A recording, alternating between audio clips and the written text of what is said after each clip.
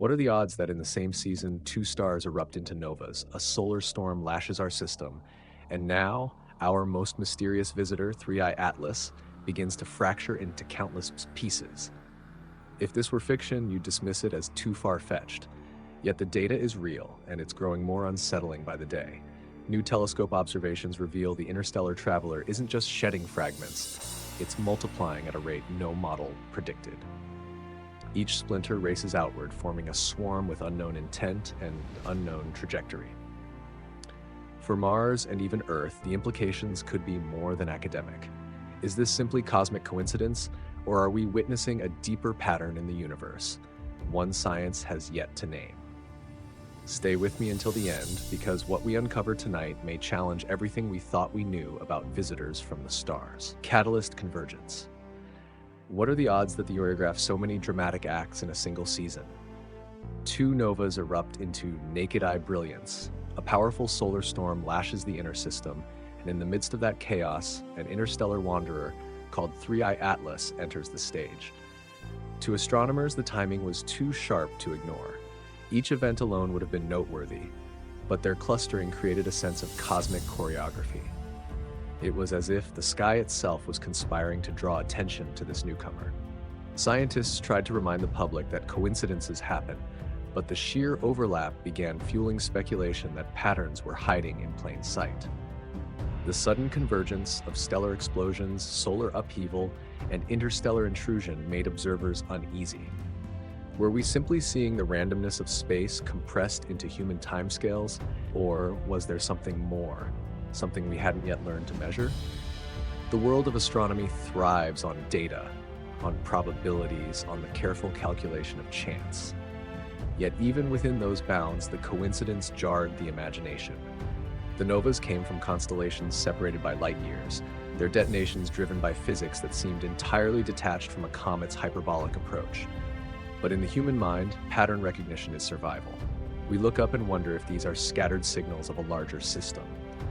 The solar storm, flaring from the sun, intensified the sense that the cosmos was communicating in bursts, and then Atlas, glowing faintly green, emerged against the backdrop of turmoil, almost as if timed for dramatic effect. For investigators following the story, this was the ignition point. Every great mystery begins with a moment that feels scripted, a chain of events too cinematic to ignore. And this was exactly that, the universe playing out in rapid succession, daring us to question whether we were missing the deeper plot. The convergence did more than unsettle the imagination. It provided a context. When an object like Three Eye Atlas comes hurtling from the depths of interstellar space, every surrounding event takes on new meaning. Astronomers began to wonder if solar activity might interact with it in ways unseen, if stellar debris from the novas could offer spectral echoes, or if Earth itself might be drawn into the pattern through subtle geophysical shifts. Speculation stretched far beyond the published papers. Was this timing pure chance, or were we being reminded of how entangled cosmic processes really are? From the perspective of ancient watchers of the sky, none of this would have been seen as coincidence. Throughout history, alignments of stars, comets, and storms were taken as omens. The convergence surrounding Three Eye Atlas has rekindled that instinct, even among rational minds. No serious scientist claims omens today, yet many quietly admit the overlap is striking. And in that admission lies the heart of the mystery. What do we do when reality seems stranger than the stories we've told? As the novas faded and the solar storm subsided, all eyes turned to Atlas. If this object was to become the central figure of the cosmic convergence, what secrets would it reveal? Telescopes worldwide pivoted, instruments recalibrated, data streams widened. The interstellar intruder was not just another icy body, it had arrived cloaked in synchronicity. But convergence is only the beginning. The deeper question is whether the fragments, the chemical signatures, the orbital strangeness all tie into this larger pattern. Was the universe simply piling anomalies together for us to notice, or had we stumbled upon a thread leading deeper into the hidden fabric of reality? For those watching in the opening weeks, the sense was undeniable. Something larger was unfolding. Atlas wasn't simply a visitor, it was part of a chain. And like any good chain, the first link demands that you follow it further, discovery and immediate oddities. The moment of discovery often feels like an accident, but history shows that the biggest breakthroughs usually come when preparation meets chance. In late 2024, astronomers scanning the skies with the Atlas Survey telescope in Hawaii noticed a faint moving smudge of light. At first glance, it resembled a common comet drifting against the background stars. But as the data piled up over days, the orbit began to whisper something stranger. This object wasn't following the neat elliptical path of a bound traveler in our solar system. Its trajectory was hyperbolic, unbound, untethered, a clear sign that it came from beyond.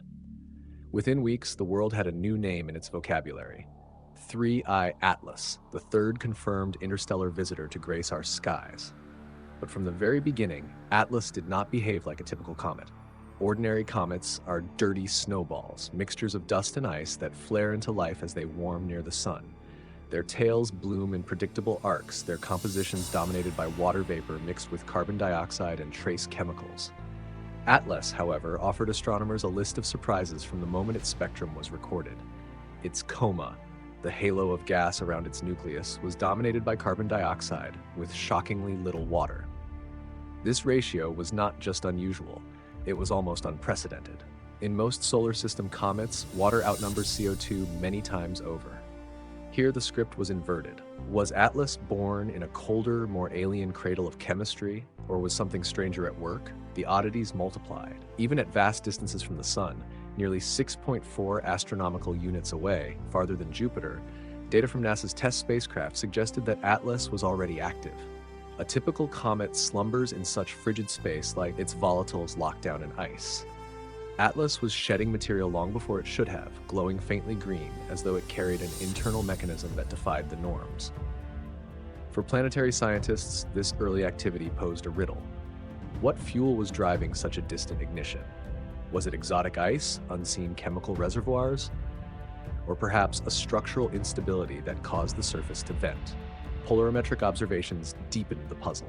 Light scattered off Atlas's dust in ways not seen in most known comets or asteroids.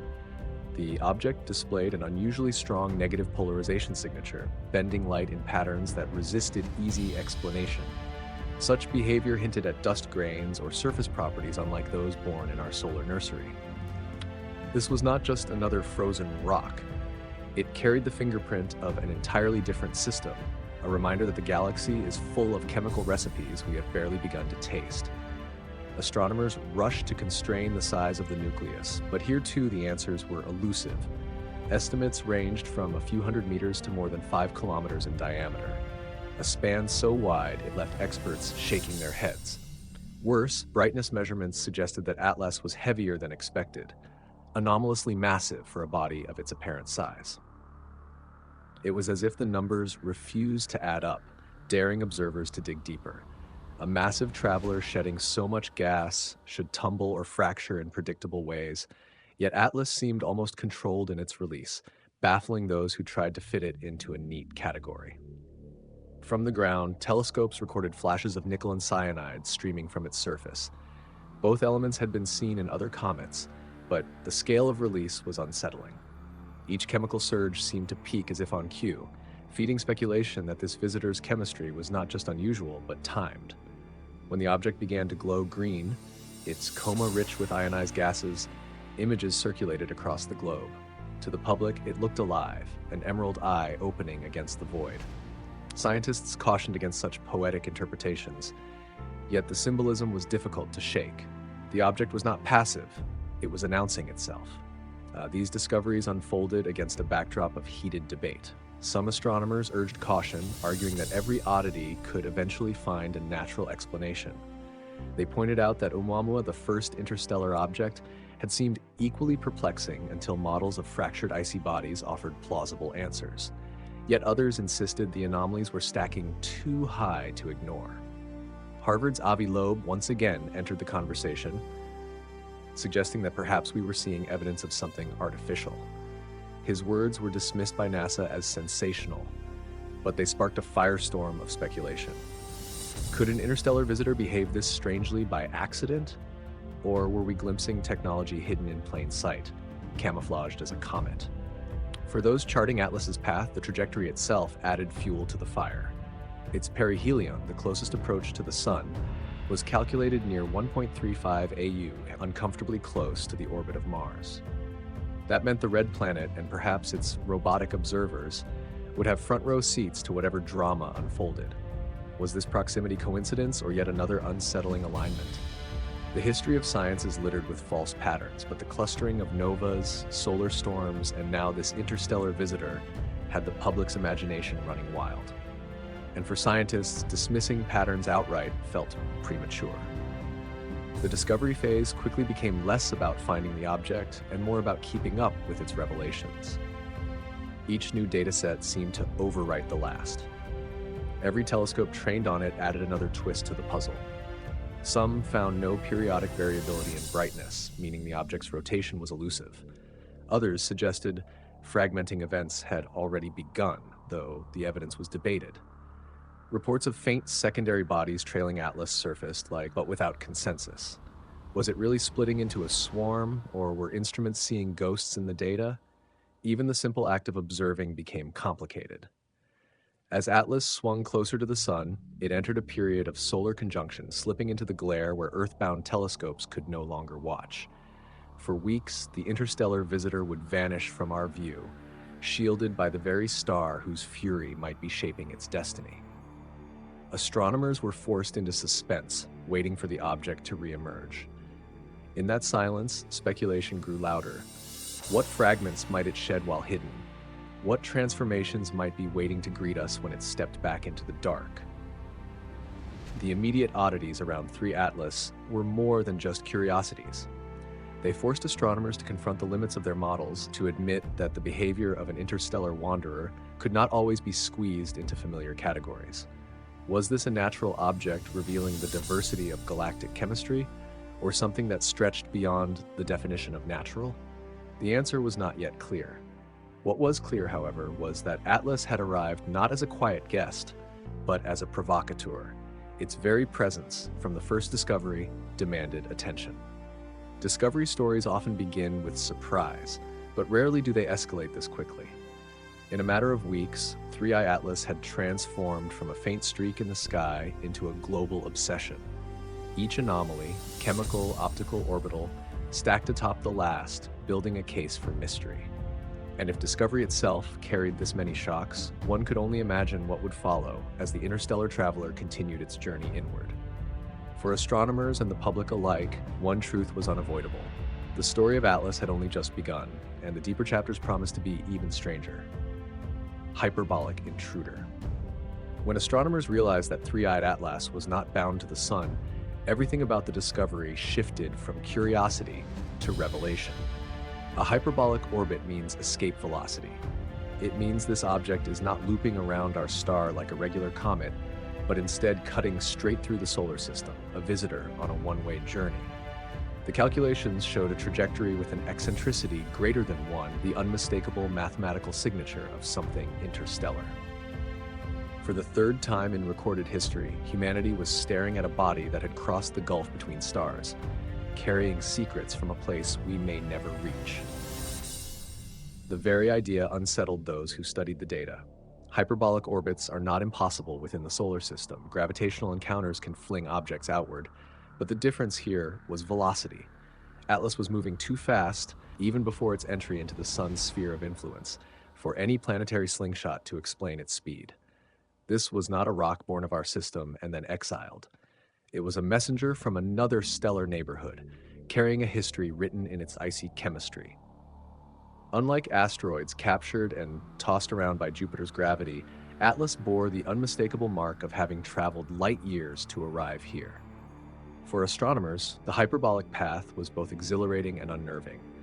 Objects like this are more than just rare. They are windows into environments our instruments cannot otherwise probe. Every molecule of gas venting off Atlas's nucleus is a relic of alien conditions, possibly from a protoplanetary disk long vanished. But the speed also means fleeting contact. Once Atlas makes its pass through the inner system, it will never return. There will be no second chance. Every hour of observation must be seized before the interstellar stranger vanishes forever into the dark between stars. The orbital geometry offered further intrigue. Perihelion, its closest point to the Sun, would place it near the orbit of Mars. That alone is remarkable. A visitor from beyond, brushing past the region we've studied so obsessively with rovers, orbiters, and telescopes. The idea that another star's debris would wander so close to a world we've long imagined as humanity's next frontier had a symbolic weight. If Mars could witness an interstellar body up close, what data might its robotic emissaries collect? Would the fragments trailing Atlas dust the red planet's atmosphere? Could we, by proxy, use Mars as an accidental observation post? The trajectory also heightened unease. Hyperbolic objects don't orbit, they invade and retreat. Their paths are fixed by long-ago gravitational nudges in distant star systems, by ancient alignments we will never reconstruct. Atlas did not choose to come here, but its appearance feels deliberate in its timing. As scientists ran their simulations, plotting the green comet's dash past the Sun, some noted how precisely it threaded between observational opportunities. Visible just long enough to spark interest, hidden during conjunction just long enough to build suspense, then returning for another act before vanishing forever. Nature doesn't write narratives, yet Atlas's orbit looked suspiciously like one. The mathematics of hyperbolic motion itself has a drama few other curves in nature can match. Unlike the closed loops of ellipses or the steady balance of circles, the hyperbola is open, two arms stretching into infinity, never to meet.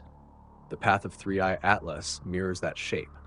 It comes to us from nowhere we can trace, and it will lead to nowhere we can follow. That geometry makes it alien in the truest sense, a traveler passing through without allegiance to our sun. Its eccentricity tells the story cleanly. For Oumuamua, it was 1.2, for Borisov, slightly higher. For Atlas, calculations pointed to a similarly clear hyperbolic excess, proof written in numbers that this was a wanderer from the deep. And then came the deeper question: what does interstellar really mean here? Did Atlas form around another star, pulled into shape in some cold disk before being ejected during planetary migration? Did it drift between stars for millions of years, battered by cosmic rays, reshaped by encounters with invisible clouds of interstellar dust? Or, more unsettling, was it born not around a star at all, but in the mysterious voids between systems, a relic of processes we barely understand? Every possibility points to a larger unknown. The chemistry we see venting from its surface, high CO2, strange nickel, and cyanide, may be the first taste of environments no probe has ever sampled. The hyperbolic intruder status also reawakened debates about cosmic traffic. If 3 such objects have entered the solar system in only a decade, Oumuamua in 2017, Borisov in 2019, and now Atlas, does that imply we live in a galactic thoroughfare? Are interstellar fragments far more common than we once believed? Their scarcity simply a function of our limited telescopes until now? If so, then Atlas is not a rare event, but the opening of a floodgate. The universe may be constantly threading our skies with alien messengers, each on a hyperbolic track through our neighborhood. But with Atlas, there is an added complication: reports of fragmentation. A hyperbolic intruder shedding pieces means the solar system is being sprinkled with debris that did not originate here. Even if these fragments never strike a planet, they may leave behind dust trails, micrometeoroids, or faint chemical traces that orbit for centuries. Imagine fragments of an alien world raining into Mars's upper atmosphere, caught and analyzed by instruments designed only for local dust. The prospect is tantalizing. A hyperbolic path doesn't just mean escape, it means contamination, a brush of 2 systems that will never meet again. Culturally, hyperbolic visitors carry a weight beyond science. In myths and prophecies, comets have long been heralds of change. Their long arcs across the sky inspired awe and fear. But Atlas is not merely a comet in orbit. Its hyperbolic track makes it more like a trespasser, a drifter. It doesn't belong here, and perhaps that's why it unsettles us so deeply. It is the embodiment of the unknown. Alien matter moving through familiar constellations, unstoppable, unrepeatable. Unlike planets and moons which comfort us with cycles, Atlas offers only one encounter. Miss the chance, and it is gone forever. The oddity of its speed has fueled speculation. Could non-gravitational forces, outgassing, electromagnetic pushes, or even artificial propulsion be shaping its motion? The data does not yet confirm such anomalies, but the question lingers. After all, Oumuamua once inspired similar debates when it showed no visible tail yet accelerated slightly off course. If hyperbolic intruders consistently defy our models, then perhaps we are missing a fundamental piece of physics. Or perhaps we are looking at something engineered, built to mimic natural bodies while carrying out tasks we cannot yet conceive. As Atlas pushes along its hyperbolic route, astronomers know the clock is ticking. Observations must be made quickly before the intruder escapes. Its orbit guarantees that there will be no second chapter, no return engagement. That urgency is part of the mystery's grip. We are witnessing a story that will never be told again. Every fragment, every spectral line, every green flash of its coma is a clue delivered on borrowed time. The hyperbolic orbit of 3I Atlas is more than a trajectory. It is a metaphor. It reminds us that the universe is not confined to cycles we can predict. It throws outsiders into our midst unannounced and dares us to interpret their meaning. In the simple curve of its path lies a challenge. Learn what you can before the visitor vanishes into eternity. Early activity at distance. Most comets sleep in silence until the sun wakes them. At the icy edges of our solar system, they remain dark, locked in frozen stasis, invisible to human eyes. Only when they cross the invisible threshold, usually within 3 astronomical units, does their ice begin to sublimate, spraying gas and dust that catch the sun's light and form the glowing tails we know so well. But 3I Atlas broke this rule. It flared into activity at a distance where it should have remained lifeless, and that early awakening shook astronomers who had grown accustomed to the predictable behavior of comets. NASA's TESS space telescope provided the first hints. While scanning the night sky for exoplanets, TESS captured faint signals from a moving body far beyond Jupiter's orbit, roughly 6.4 astronomical units away. When the data was cross-checked, it revealed a subtle but undeniable truth. Atlas was already shedding gas and dust. For context, Pluto orbits at about 39 AU, and even Jupiter at 5 AU does not provide enough solar heat to awaken a typical comet. At 6.4 AU, the sun's warmth is so feeble that water ice is rock solid, frozen harder than steel. Yet Atlas glowed faintly, venting into the void as though its surface had been triggered by something other than heat. This revelation immediately split the scientific community. One camp argued that Atlas must contain exotic ices, volatile compounds like carbon monoxide or carbon dioxide that vaporize at much lower temperatures than water. If the nucleus was rich in these substances, it could explain why activity began so early. But another camp was not so easily convinced. They pointed to the scale of the emissions, which seemed too intense even for CO2-driven sublimation at such distances. Something about the behavior didn't add up. The early activity became even more intriguing when spectral analysis revealed the dominance of carbon dioxide in Atlas's coma. Water, which usually announces itself loudly in cometary spectra, was barely detectable. This suggested that Atlas's chemistry was not just unusual, it was alien in the truest sense. If it had formed around a star with different abundances, or in a region of its home system colder and darker than anything we know, it might carry the chemical fingerprints of environments entirely unlike our own. Every plume of gas, every dust grain released at this improbable distance was a direct sample from another world. The question then became, why so early and why so strong? Some researchers hypothesized that Atlas's surface might be riddled with cracks from past encounters, allowing trapped volatiles to vent with minimal provocation. If the nucleus had been fractured or stressed during its ejection from its parent system, the internal structure could have been primed for instability long before it entered ours. In that scenario, the sun's distant rays weren't the trigger. They were simply the final nudge that set off a chain reaction already waiting to erupt. Others speculated about more exotic forces. Could cosmic rays accumulated during its million-year drift between the stars have destabilized the ices, leaving them volatile even at extreme cold? Could electromagnetic interactions, invisible to our telescopes, be pulling at its surface? Each hypothesis carried its own mysteries, and none could fully account for the scale of activity observed. What we were seeing was not just a comet warming up early, it was a body rewriting the rules of when and how comets should awaken. For astronomers, this was both thrilling and unnerving. If Atlas's activity was driven by unusual chemistry, it meant our understanding of interstellar materials was about to deepen in profound ways. If, however, its activity stemmed from structural or even unknown forces, then the implications were far wider. Could interstellar objects regularly carry physics that we don't encounter in our own backyard? Could the diversity of chemistry and structure across the galaxy be far greater than we imagined? The timing of Atlas's awakening also added weight to its mystery. Reports of novas, seismic unrest on Earth, and solar storms swirled in the same time frame. While scientifically unrelated, the overlapping timing gave the public an eerie sense of synchronicity. To those who study human psychology, this was no surprise. The human mind is a pattern machine, desperate to connect dots even where no connection exists. But even among astronomers, the oddity lingered. Why this object? Why now? And why so visible in the season of cosmic drama? The early activity posed practical challenges as well. For one, it complicated size estimates. Normally, by studying how bright a comet becomes as it nears the sun, astronomers can back-calculate the size of its nucleus. But Atlas, already active before the usual starting line, flooded the data with gas and dust earlier than expected.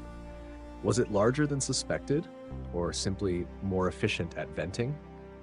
The range of estimates stretched from a modest half-kilometer to an imposing 5 kilometers, a gap so wide it left room for wild speculation. Some even suggested it was anomalously massive compared to its brightness, raising whispers of something denser, harder, or less natural than ice and dust. Then there was the matter of fragments. Early activity at such a distance raised the likelihood that Atlas was already breaking apart before it even reached the inner system. Small pieces might have been ejected quietly into space, invisible to most telescopes, but detectable as faint irregularities in brightness. If true, this would mean the interstellar visitor was not a single body but a growing swarm, each fragment tracing its own hyperbolic path. That possibility carried profound implications. If interstellar objects fragment this easily, then every star system may be constantly seeding its neighbors with a spray of alien material. The early awakening also reignited comparisons with Oumuamua, which had shown strange accelerations without a visible tail. Was Atlas behaving in the same family of anomalies? Oumuamua had slipped through our solar system almost silently, leaving more questions than answers. Atlas, by contrast, seemed loud, insistent, refusing to be ignored. While Oumuamua was a whisper, Atlas was a shout, its early venting a declaration that whatever rules govern interstellar bodies, they do not match our expectations. Cultural echoes amplified the drama. Ancient civilizations often spoke of comets appearing before great upheavals, and Atlas's early awakening at such a symbolic distance fed that archetype. The fact that it glowed green, a color associated with omens and poison in myth, only heightened the sense of narrative. Scientists worked to remind the public that these were coincidences, chemical inevitabilities, but even they admitted the optics were uncanny. A green comet born beyond the stars, waking up before its time. Who could resist the pull of symbolism? The scientific journals filled with papers, each proposing mechanisms, each hedging conclusions with caution. Yet behind the caution lay awe. This was not a simple, icy rock. It was a messenger carrying evidence of environments far stranger than our solar nursery. Every telescope trained on it became a time machine, capturing whispers from a birthplace billions of years and billions of miles away. Ultimately, the early activity of 3I Atlas became more than a curiosity. It became a test. Could our models adapt fast enough to decode what we were seeing? Could we distinguish natural exoticism from signals that hinted at something more? And most importantly, could we accept that the universe once again had reminded us of how little we truly know? For in the dark reaches where Atlas first began to glow, the sun was not strong enough to explain what we saw. Something else, chemical, structural, or utterly alien, was stirring the fragments of a world we had never met. And that stirring, visible long before it should have been, was the first clue that 3I Atlas was not here to behave quietly. It was here to defy, to challenge, and to awaken questions we had never thought to ask. Spectral secrets. When scientists turn their telescopes toward a new celestial body, the first step is to split its light into a spectrum. That rainbow of chemical fingerprints tells stories that images alone cannot. With 3I Atlas, the spectra delivered shocks from the very beginning. Instead of revealing the comfortable, familiar signature of a solar system comet, the lines and bands pointed towards something far stranger. an alien recipe unlike anything we had encountered before. To study Atlas was to peer into the pantry of another star, and the flavors it offered were both fascinating and unsettling. The James Webb Space Telescope was among the first to deliver high-precision readings. What it saw challenged expectations. The coma was overwhelmingly rich in carbon dioxide. Water vapor, the lifeblood of most comets, was strangely muted. On Earth, we are accustomed to seeing comets roar with H2O as soon as they near the sun. Their icy reservoirs boil away into glittering tails of vapor and dust. Yet Atlas broke that pattern. Its dominant outgassing was carbon dioxide, a gas that sublimates far more easily in the cold, suggesting either a birthplace rich in CO2 or a nucleus depleted of water entirely. This raised immediate questions. If Atlas hailed from a region rich in CO2, what kind of star system could have nurtured such chemistry? Perhaps it formed in the outer fringes of a disk where water ice never condensed in abundance. Or maybe it was sculpted by processes unknown to us, in regions where CO2 dominated instead of water. The imbalance in the ratio was so stark that it forced astronomers to confront a possibility they rarely voiced aloud. The galactic neighborhood might be far more chemically diverse than we imagined. If each interstellar visitor bears its own unique blend, then our solar system may represent only one flavor among countless alien recipes. The surprises didn't stop at carbon dioxide. As the data deepened, faint but telling traces of nickel and cyanide appeared. Nickel is not unheard of in cometary emissions, but the concentration here seemed unusually strong. Cyanide, a molecule with sinister associations on Earth, also emerged in abundance. To scientists, these were clues and not threats. But the symbolic weight was impossible to ignore. A green glowing visitor, venting cyanide and nickel, arriving amid a season of novas and storms, it was almost as if the universe was speaking in archetypes of warning. The spectra were cold science, yet the story they told carried an eerie resonance. Adding to the strangeness was the color transformation itself. Photometric studies noted a distinct shift toward green as Atlas approached the inner system. That green glow is typically caused by diatomic carbon, C2, which fluoresces under solar radiation. But in Atlas's case, the glow was unusually intense, leading some to speculate that the balance of carbon-based molecules was unlike anything we had seen before. Was the green color a simple byproduct of chemical composition, or was it signaling a deeper instability in the object's structure? The question became one of both science and symbolism. Then came the polarization anomaly.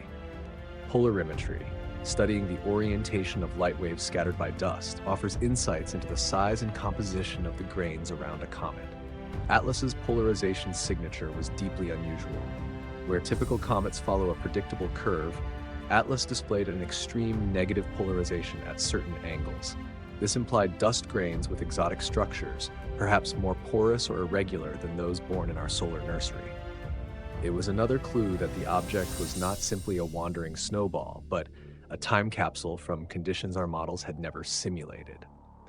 The combination of these signatures painted a picture both rich and contradictory. High CO2 pointed to volatile rich formation in a distant cradle. Low water suggested depletion or an origin in an environment where water ice was scarce. Nickel and cyanide spoke of high temperature chemistry frozen into an alien past. And the strange dust polarization hinted at a structure assembled under conditions we had never observed. Put together, the story was tantalizing but incomplete. It was like holding pieces of a puzzle from another world, knowing the missing fragments were locked away in the nucleus we could never touch. As scientists debated interpretations, speculation flourished in the public sphere. Could the odd spectra hint at something more than natural chemistry? Some enthusiasts argued that the abundance of metals and carbon compounds could be consistent with engineered materials, perhaps even debris from an ancient technology disguised by distance. Mainstream astronomers rejected such claims, pointing out that at every spectral line had natural analogs, yet the unease lingered. The human mind gravitates toward narrative, and Atlas's spectrum was rich with dramatic ingredients: poison gases, alien metals, green fire. It was too much to resist. But for researchers, the true significance lay in what Atlas could teach us about the galaxy. If our solar system is not chemically typical, then every interstellar visitor is a chance to expand our definitions of normal. The ratio of CO2 to H2O, for instance, could reshape models of how planets form in distant disks. If Atlas represents a class of volatile-rich bodies ejected from colder systems, then perhaps such bodies deliver exotic ices across the galaxy, seeding worlds with unfamiliar chemistry. If the dust polarization reflects different grain formation processes, it could hint at stellar environments with different radiation or turbulence histories. The strangest possibility was raised quietly by a handful of theorists. What if the spectral oddities were not simply quirks of origin, but signs of interaction? Could Atlas have picked up exotic chemistry during its million-year voyage between stars, altered by collisions with unseen clouds or fields? If so, then it was not merely a messenger from another system, but also a record of the interstellar medium itself, carrying a chemical diary of its long passage through the void. Each spectral line would then be not just a note from its birthplace, but a scar from its journey. Yet for all the speculation, one fact remained. Atlas's spectra did not fit comfortably into our models. They revealed a body that seemed simultaneously too active, too volatile, too green, too metallic. Each reading deepened the mystery rather than resolved it. And the more astronomers looked, the more they realized that the object's very strangeness was its greatest gift. In its refusal to match our expectations, Atlas was teaching us the breadth of cosmic possibility. For the public, the story was easy to tell: an interstellar visitor, glowing green, venting alien gases, shedding fragments into the solar wind. For scientists, the story was harder, slower, full of caveats and debates. But beneath the surface, both narratives converged on a shared truth. Atlas's spectral secrets were not anomalies to be dismissed. They were invitations. Invitations to rethink what comets are, how systems form, and how the galaxy continually exchanges material across unfathomable distances. As the data piled higher, the unease gave way to anticipation. If the early spectra revealed this much, what more might be uncovered as Atlas swung closer to the sun? Would the green glow intensify into something never before seen? Would the nickel and cyanide signals surge? Would the fragmentation accelerate, scattering spectral clues across space? Each possibility was a mystery waiting to be unlocked. In the end, the spectral secrets of 3I Atlas reminded us that the universe never hands us clean answers. It gives us light split into lines, whispers of chemistry coded in colors. It is up to us to piece them together, to admit when the pieces don't fit, and to recognize that the very act of puzzling is the essence of discovery.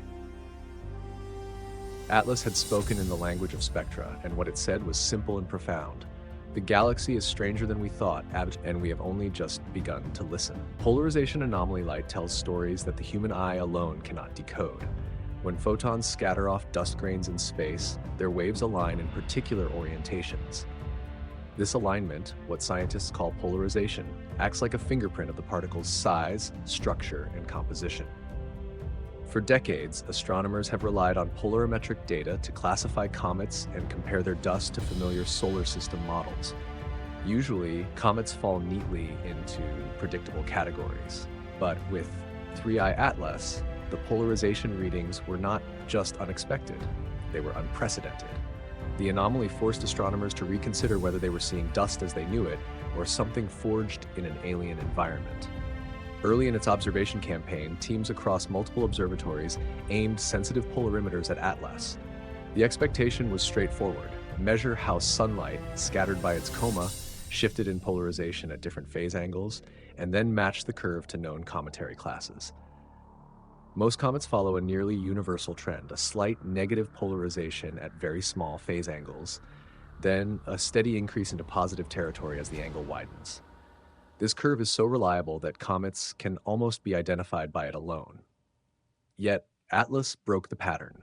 The data showed an unusually deep and persistent negative polarization, far sharper than in any cataloged comet. Instead of transitioning into a familiar curve, Atlas seemed to cling to its negative values, as though its dust grains were scattering light in a way that refused to follow the rules. For astronomers accustomed to smooth, repeatable curves, it was like hearing a familiar song played with discordant notes, recognizable but deeply wrong. What could cause such a deviation? The first possibility was grain size. Polarization is extremely sensitive to particle dimensions. Smaller grains scatter light differently than larger ones, and porous grains can amplify certain effects. If Atlas's dust was extraordinarily fine, more like smoke than sand, it might explain the steep negative polarization. But subsequent modeling suggested even that wasn't enough. The depth of the anomaly required more than size alone. It hinted at grains with unusual structures, perhaps fluffy aggregates or particles with complex refractive properties. Another possibility was composition. Dust in solar system comets is typically a blend of silicates, organics, and ice. Atlas, however, might contain materials forged in environments our system has never produced. Some theorists proposed exotic carbon-rich grains, layered in ways that bent light unnaturally. Others wondered if metallic inclusions, hinted at by the strong nickel lines in Atlas's spectrum, could alter scattering properties. If its grains carried metallic coatings or unusual crystalline structures, they could polarize light in ways never before recorded. The anomaly grew more intriguing when compared to Oumuamua and Borisov, the first two interstellar visitors. Oumuamua, observed mostly through photometry, offered limited polarimetric data, though some hints suggested unusual reflectivity. Borisov, by contrast, looked very much like a solar system comet in polarization studies. That made Atlas the outlier, the one that refused to conform. Among the three interstellar objects, Atlas's light signature stood alone, amplifying the mystery of why this visitor behaved so differently. The deeper scientists looked, the stranger the implications became. Polarimetric models hinted that Atlas's grains might be far more porous than typical comet dust, almost like fractal networks of tiny particles. Such structures could only form in extremely low-density environments, where dust coagulates slowly and delicately without being compacted by collisions. If true, then Atlas might carry the imprint of a nursery cloud unlike anything near our sun.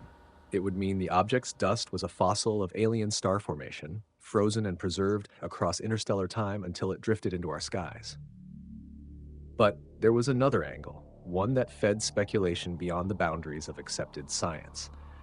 Could polarization anomalies point to surfaces engineered rather than natural? Light scattering off certain artificial materials, layered alloys, structured carbon, or even thin films can produce polarization curves that mimic or exaggerate natural effects. To some, the depth of Atlas's anomaly felt too extreme, as if it carried surfaces deliberately shaped to manipulate light. Mainstream astronomers rejected the idea outright, stressing that exotic chemistry and fragile dust could explain everything. Yet the whispers persisted. What if interstellar visitors are not only messengers of nature, but also bearers of design? The anomaly also raised practical concerns. Dust polarization is not just an academic curiosity, it affects how radiation pressure moves grains, how tails form, and how fragments scatter. If Atlas's dust responded differently to light pressure, then its evolution near the sun might diverge from predictions. Could this explain why it seemed to be shedding fragments more aggressively than expected? Could unusual dust properties be accelerating its breakup, or disguising the true size of its nucleus? Each new dataset tied into the polarization puzzle, weaving a web of anomalies that all pointed back to one unsettling truth. Atlas did not play by the rules. Comparisons with past cometary dust samples, like those returned by the Stardust mission, highlighted the gulf between the familiar and the alien. Stardust brought back silicate grains coated in organics, fragile but predictable. If Atlas's dust were somehow more fragile still, fluffy metallic, carbon-rich, it would redefine our assumptions about what interstellar bodies can preserve. Some astronomers began to dream of missions that might one day intercept such visitors, sampling their dust directly. But with Atlas moving on a hyperbolic trajectory, the opportunity was fleeting. Polarimetry, frustratingly indirect though it may be, was the only window into its secrets. As the anomaly circulated in scientific papers, it also captured the imagination of the public. Popular media framed Atlas as a glowing green comet whose light behaved in bizarre, unexplained ways. Some articles leaned into the narrative of alien dust or engineered signals, while others emphasized the humility of science confronting its own limits. Either way, the polarization anomaly became part of the broader aura of strangeness surrounding Atlas. It was not just another comet, it was a riddle written in light. The human response to such riddles has always been twofold: awe and suspicion. Awe because we are seeing something never before recorded in our telescopes. Suspicion because anomalies threaten the comfort of existing models. To admit that Atlas's polarization curve defies explanation is to admit that our catalog of cosmic dust is incomplete. And if it is incomplete, then what else might be missing? How many rules have we assumed universal that are, in truth, only local quirks of our own star system? Even within the astronomical community, debates grew heated. Some argued that the anomaly was a product of miscalibration, that once corrected, Atlas would fall neatly into known categories. Others insisted the data was robust, that even accounting for errors, the curve remained unprecedented.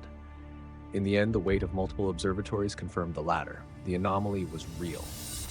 Whatever Atlas was, it carried dust grains unlike any ever studied. The broader implication was staggering.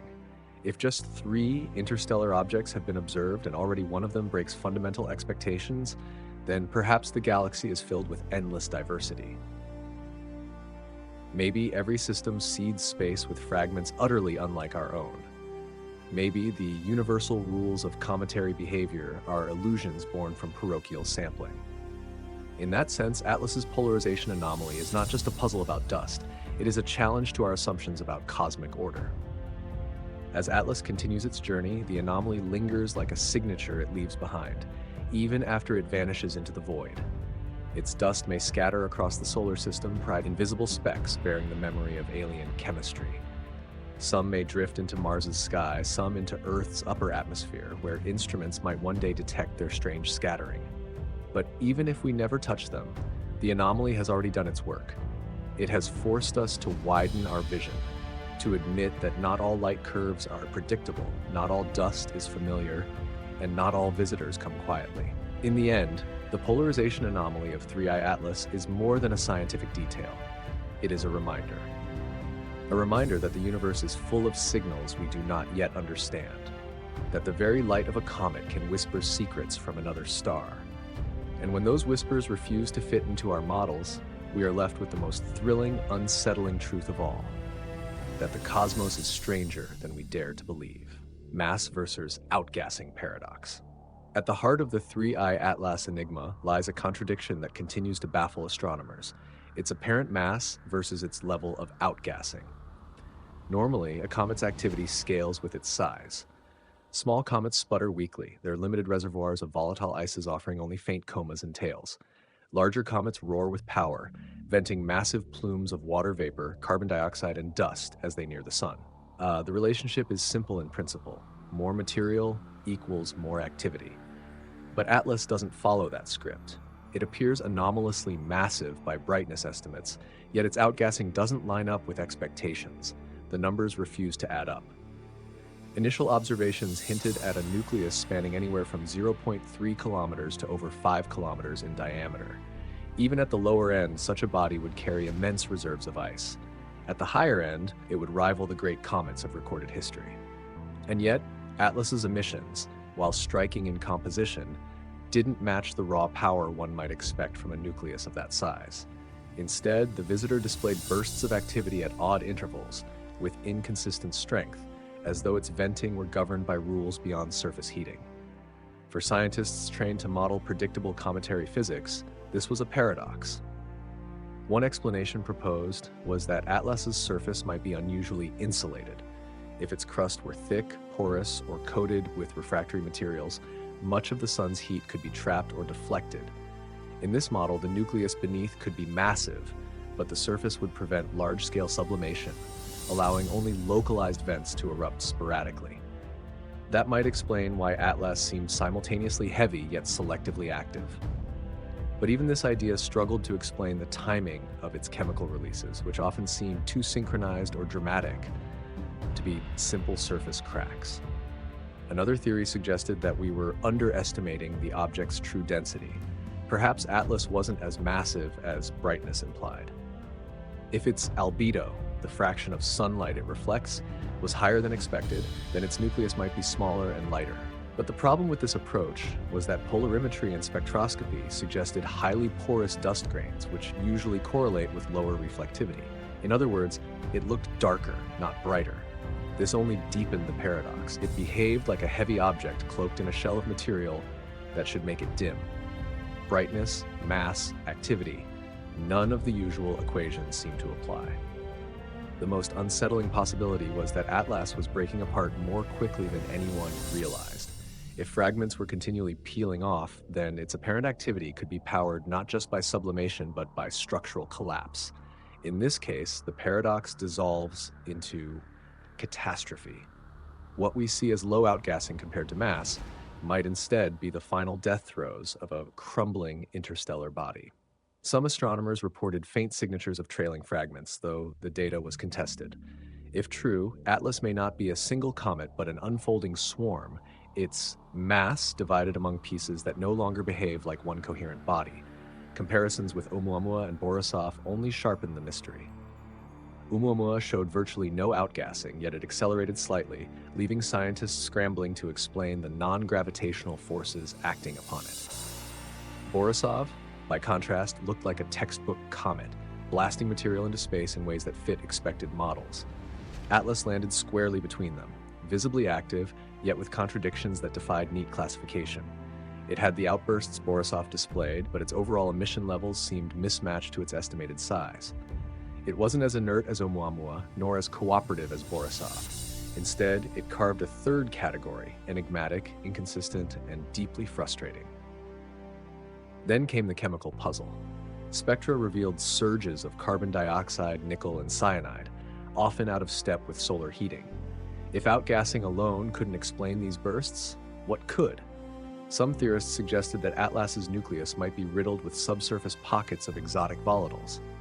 As the sun's energy seeped inward, these pockets could rupture like pressurized reservoirs, releasing unpredictable plumes.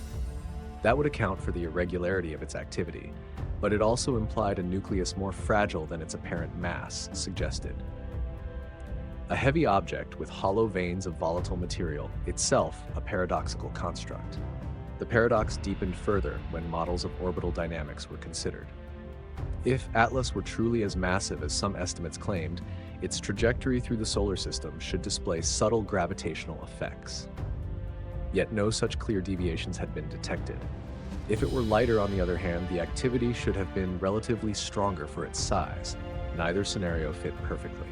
It was as if Atlas deliberately positioned itself between categories, refusing to let data settle into one explanation. Some fringe ideas inevitably emerged. A handful of speculative researchers wondered whether the paradox could point to artificiality, an engineered body designed to mask its true mass or control its emissions. Could an advanced civilization hollow out a massive fragment and leave behind a shell that vented in deceptive ways? Could Atlas be an object designed to appear natural while hiding something within? Mainstream astronomy rejected such theories as sensational, but the persistence of anomalies kept them alive in public imagination. After all, when the numbers fail to balance, minds turn to extraordinary possibilities. The practical implications of the mass versus outgassing paradox were not lost on planetary scientists. If we cannot accurately estimate the size or density of interstellar visitors, then predicting their behavior becomes nearly impossible. Will they fragment into swarms, shedding material across the solar system? Will they release chemical surges that alter planetary atmospheres if they pass close? Atlas's paradox highlighted how little we know about the diversity of objects moving between stars, and how dangerous that ignorance could be if a larger body ever approached Earth. What fascinated many was the possibility that Atlas carried lessons about planet formation itself. If massive, volatile-rich bodies can form in distant systems and survive ejection into interstellar space, then perhaps such objects are common seeds of cosmic exchange. Maybe they carry ices, organics, and minerals from one system to another, scattering the ingredients of life across the galaxy. In this light, the paradox is not just an academic puzzle, it may be evidence of a universal mechanism for seeding worlds. If Atlas is heavier than it should be, yet strangely volatile rich, it could be proof that interstellar chemistry favors diversity far beyond what our solar system represents. The paradox also shaped the narrative of timing. Astronomers noted with unease how the interstellar visitor arrived in a season of cosmic upheaval. two novas, a solar storm, and seismic activity on Earth, all within weeks of its discovery. The paradox of its mass and activity mirrored the paradox of timing, events too coincidental to dismiss, yet too unconnected to prove causation. The object itself seemed to embody contradiction, as if its very nature was to unsettle neat categories, to force us into uncomfortable questions. As Atlas continued its inbound journey, the paradox only intensified. Some nights it glowed more brightly than models allowed, other nights it dimmed unexpectedly. Dust trails suggested active fragmentation, yet the nucleus refused to collapse entirely. It looked both fragile and enduring, massive and hollow, powerful and inconsistent. The paradox was not simply a quirk of measurement, it was the essence of the object itself. In the end, the mass versus outgassing paradox became a symbol of how interstellar visitors challenge human understanding. They arrive without context, without history, without the background we rely on to interpret solar system objects. Every assumption must be tested, and many fail. Atlas reminded us that our equations, though elegant, are not universal laws. They are local approximations, and the galaxy is far stranger than our formulas predict. For astronomers, the paradox is a call to humility. For storytellers, it is a gift, a riddle written in the sky, daring us to solve it. And for humanity at large, it is a reminder. When a visitor from the stars arrives, it may not play by our rules. Its mass may defy its brightness, its emissions may refuse to fit the curve, and its secrets may only deepen the more closely we look. 3i Atlas, in its contradictions, has become not just an object of study, but a mirror reflecting the limits of what we know. And perhaps that is the greatest paradox of all, that the more we measure, the less certain we become. Fragmentation claims and evidence. The history of comets is written in fractures. Even within our solar system, comets have a habit of tearing themselves apart as they race closer to the sun. The tidal forces of gravity, the stress of heating, and the violent outbursts of trapped volatiles often combine to shatter them into swarms of fragments. Some disintegrate completely, vanishing into a haze of dust.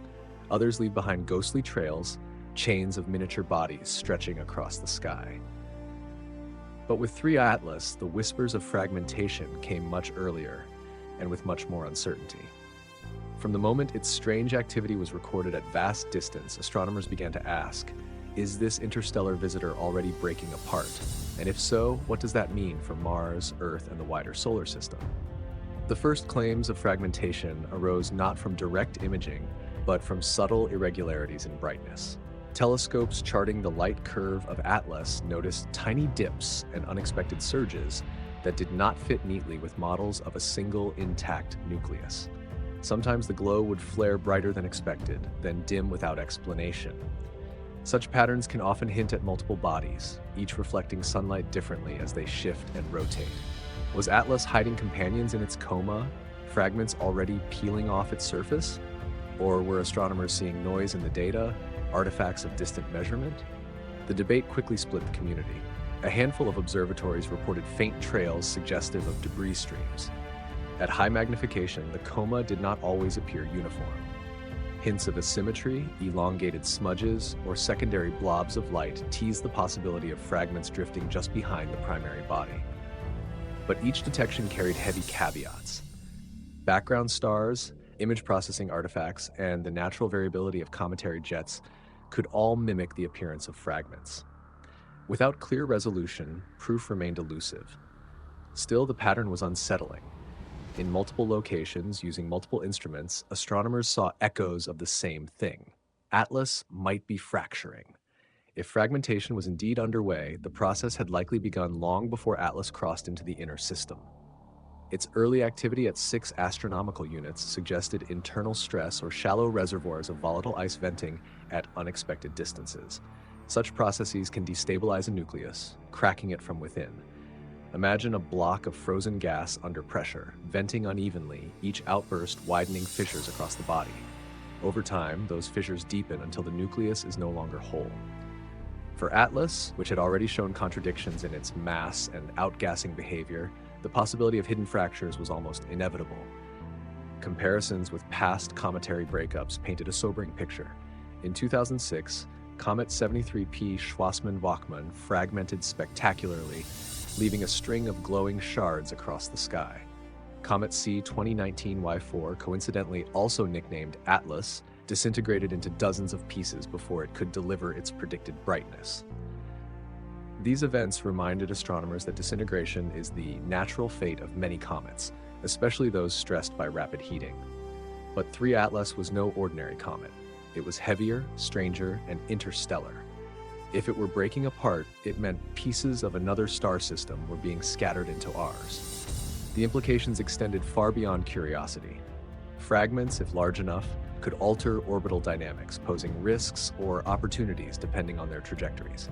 Even small pieces, millimeters or centimeters across, could see dust streams that intersect planetary orbits. For Mars, sitting uncomfortably close to Atlas's perihelion path, the prospect was tantalizing. Could fragments rain down as meteors in its thin sky? Could rovers or orbiters capture data from alien dust entering the Martian atmosphere? If so, humanity might indirectly sample interstellar material without ever leaving its own backyard. On Earth, the risks were smaller, but no less fascinating. Atlas's orbit would not bring it close enough for impacts, but fragments could shed trails of fine dust that eventually sweep across our skies.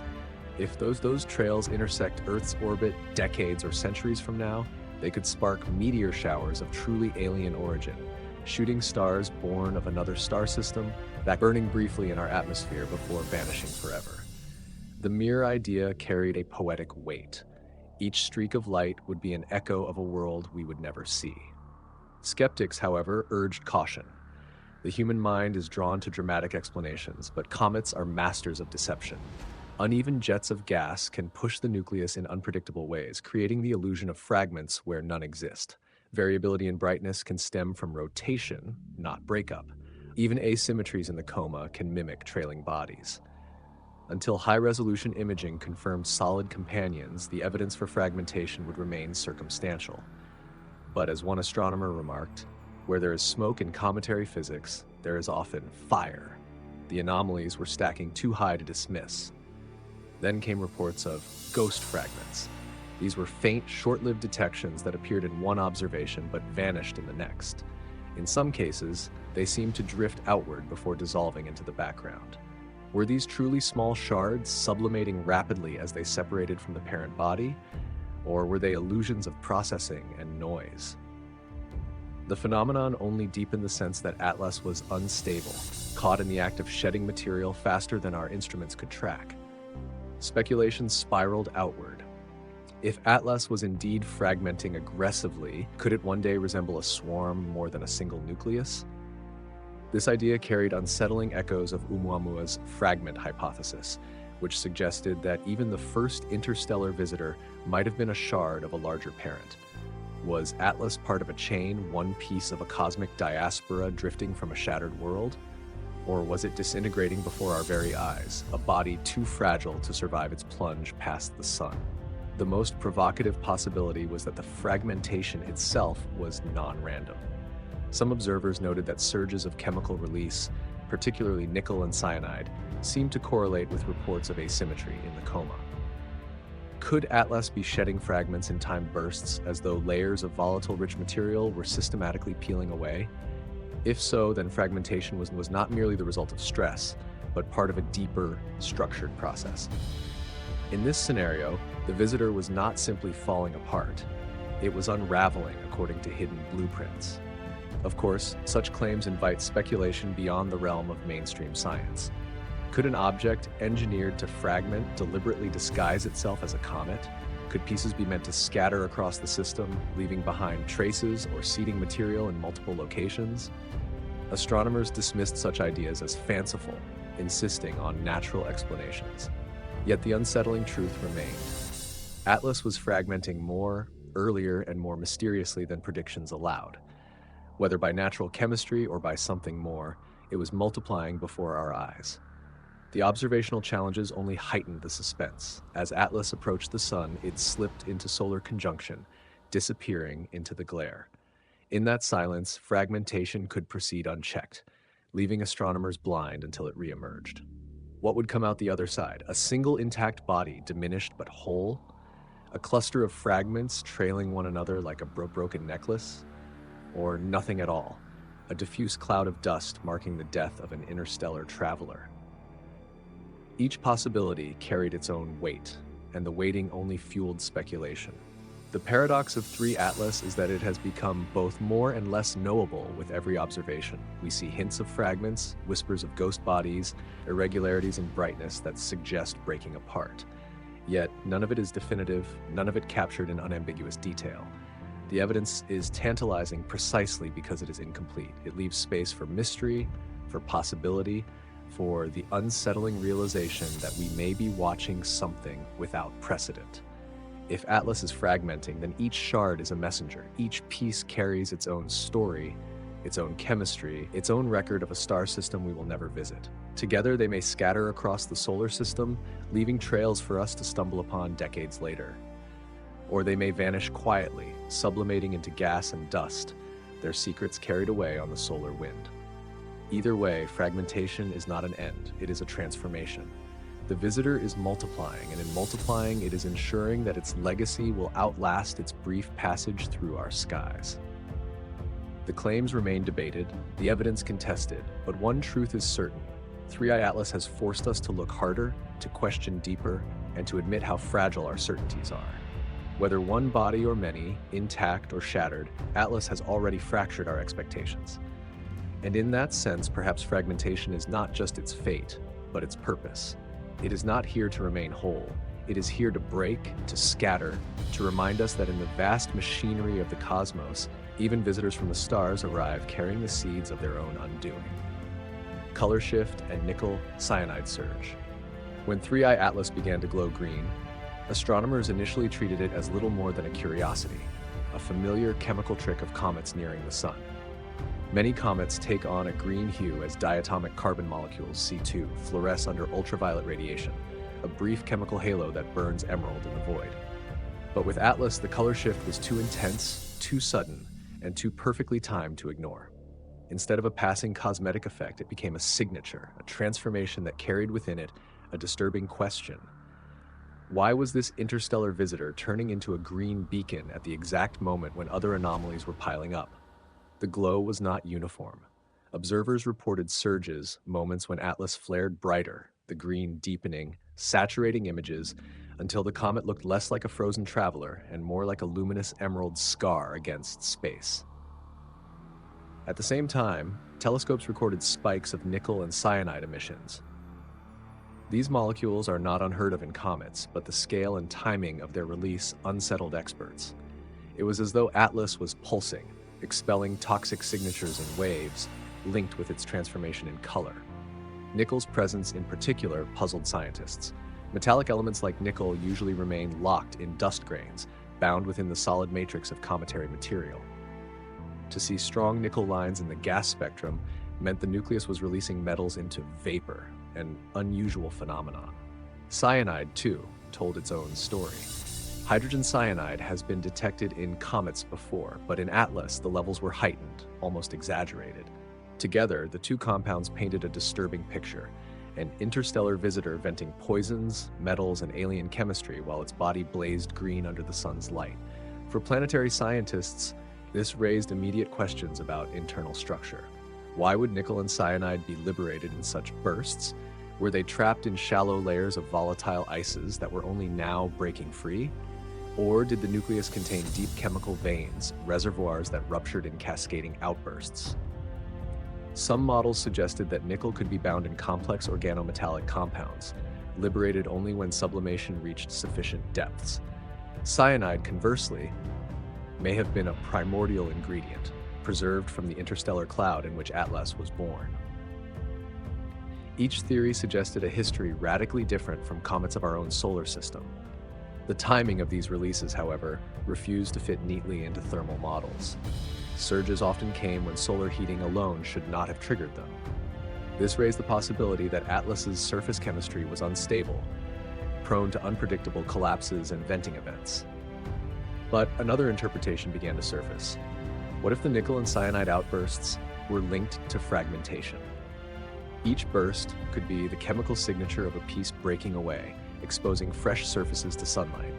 In that view, the green glow and the toxic surges were symptoms of disintegration, a body unraveling chemically as it fractured physically. The green transformation carried symbolic weight beyond the data. Ancient cultures saw comets as omens, their colors interpreted as signs of famine, war, or disease. A glowing green comet spewing cyanide into the void resonated eerily with those old archetypes. Even in modern culture, green has been linked with toxicity, radioactivity, and decay.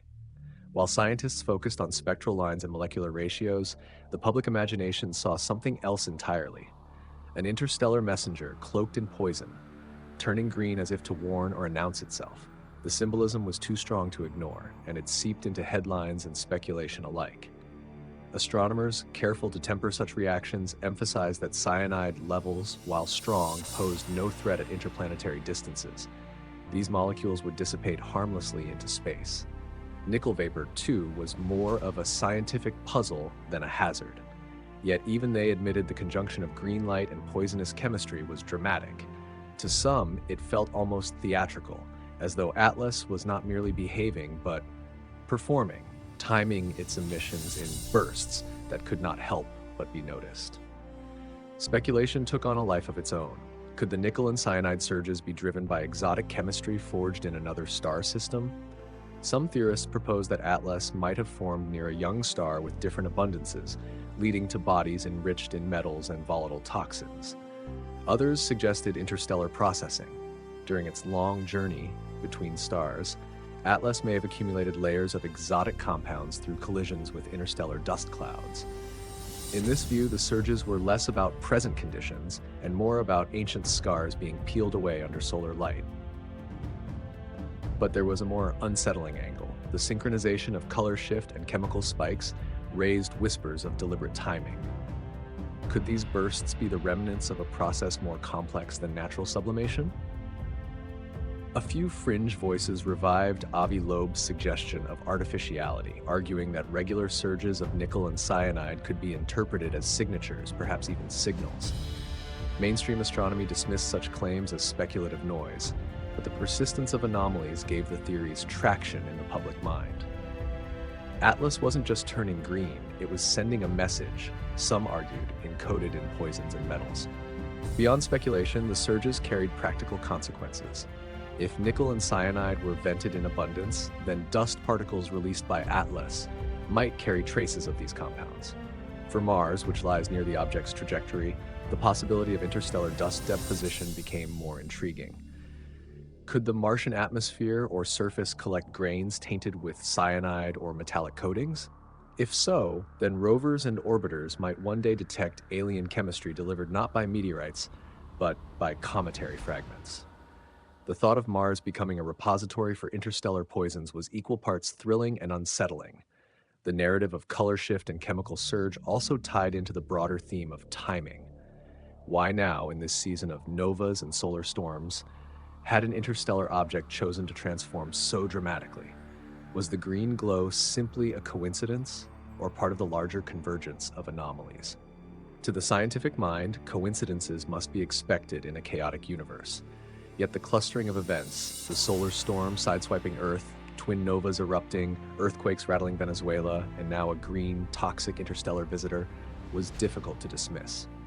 In the public imagination, they wove together into a single tapestry of cosmic unease. Some researchers leaned into the metaphor of transformation. Comets, they reminded us, are liminal objects existing between states of ice and vapor, between death and activity. They are symbols of transition. Atlas, by turning green and venting alien chemistry, was embodying that symbolism on an interstellar scale. It was a traveler in transformation, shedding layers of its past in bursts that glowed like warnings across the void. In this framing, the nickel and cyanide surges were not anomalies, but revelations, the object revealing its hidden self, one chemical pulse at a time.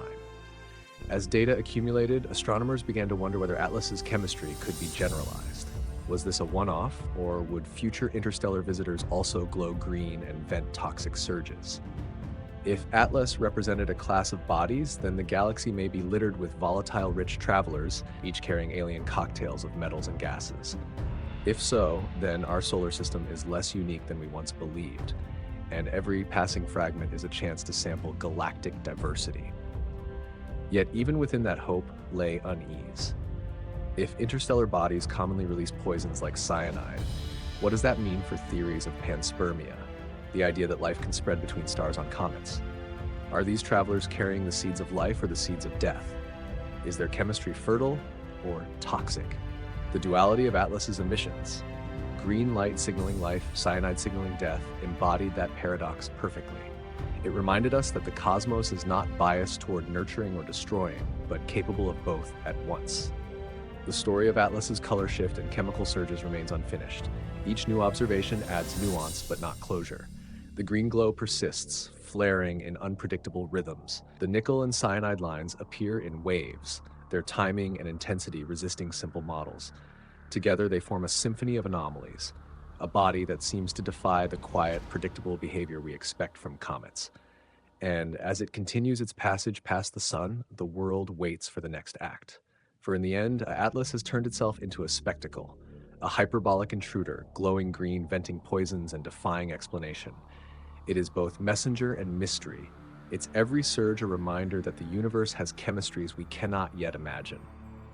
Its color shift is not merely light, it is a signal of strangeness. Its nickel and cyanide surges are not merely emissions, they are whispers from a star system we will never see. And together they remind us of a truth both humbling and exhilarating. When visitors arrive from beyond the stars, they will not conform to our expectations. They will glow, they will vent, they will unsettle. And in their unsettling, they will force us to expand the boundaries of what we dare to believe. Trajectory and near Mars pass. The orbit of 3I Atlas is not simply a path across the solar system. It is a message written in mathematics, a celestial trajectory that reveals both its alien origin and its fleeting destiny. From the moment astronomers realized its eccentricity exceeded 1, they knew this was a hyperbolic traveler, a visitor from the deep between stars, not a local body bound to the sun's gravity. But within that broad sweep lay something more unsettling. Its calculated perihelion placed it close to the orbit of Mars, meaning the red planet would become an accidental witness to one of the most extraordinary passages in astronomical history. Atlas's orbital data told a story both elegant and strange. Approaching from the outer solar system, it swept inward at immense velocity, faster than any comet native to our sun could manage, without an external push. Its hyperbolic excess velocity, its speed after escaping the sun's grasp, guaranteed it would never return. That meant humanity had only one chance to observe it, one brief intersection with our system, before it vanished into the dark forever. And within that momentary encounter, Mars stood directly in its path, its orbit intersecting the visitor's approach at striking proximity. For astronomers, this geometry carried scientific opportunity. If Atlas shed fragments or dust near its closest pass, Mars's thin atmosphere might serve as a collector, capturing alien particles in its skies. Instruments on orbiters like MAVEN or rovers on the ground could, in principle, record the signatures of interstellar material.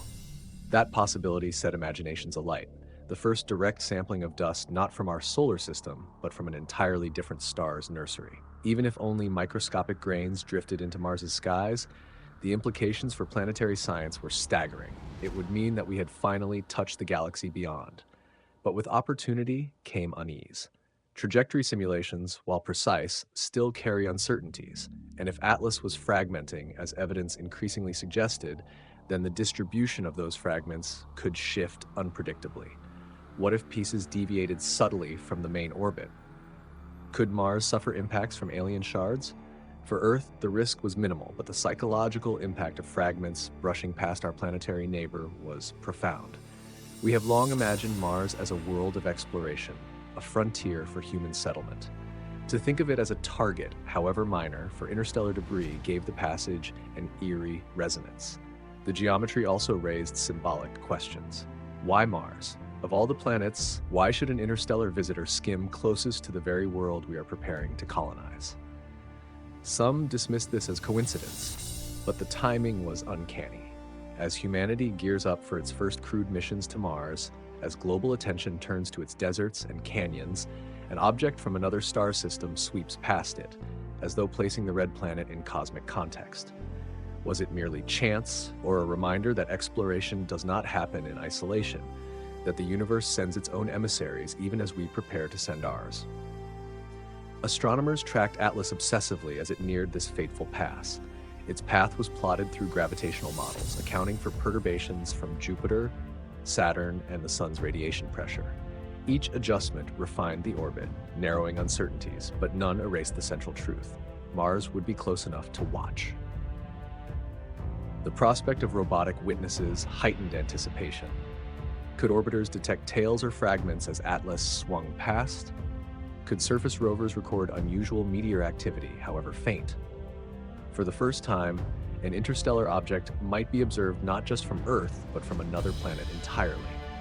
The trajectory also highlighted the delicate balance of celestial mechanics. A slight difference in velocity millions of years ago, and Atlas might have aimed toward Jupiter instead, or missed the solar system entirely. That it should arrive here now, threading through the inner system with Mars as a backdrop, seemed almost scripted. Astronomers are trained to avoid anthropocentric interpretations, yet the alignment gnawed at the imagination. The sky is vast, yet here was an interstellar wanderer choosing the most symbolically loaded planet in our collective imagination as its stage. Then there was the matter of gravitational influence. Mars, while smaller than Earth, still exerts measurable pull on nearby bodies. If Atlas passed close enough, Mars's gravity could subtly alter the trajectory of its fragments. Some might be captured briefly before escaping, others slowed just enough to drift into new orbits. The possibility of fragment capture intrigued scientists. Could Mars one day host interstellar meteorites, fragments preserved on its surface for future explorers to study?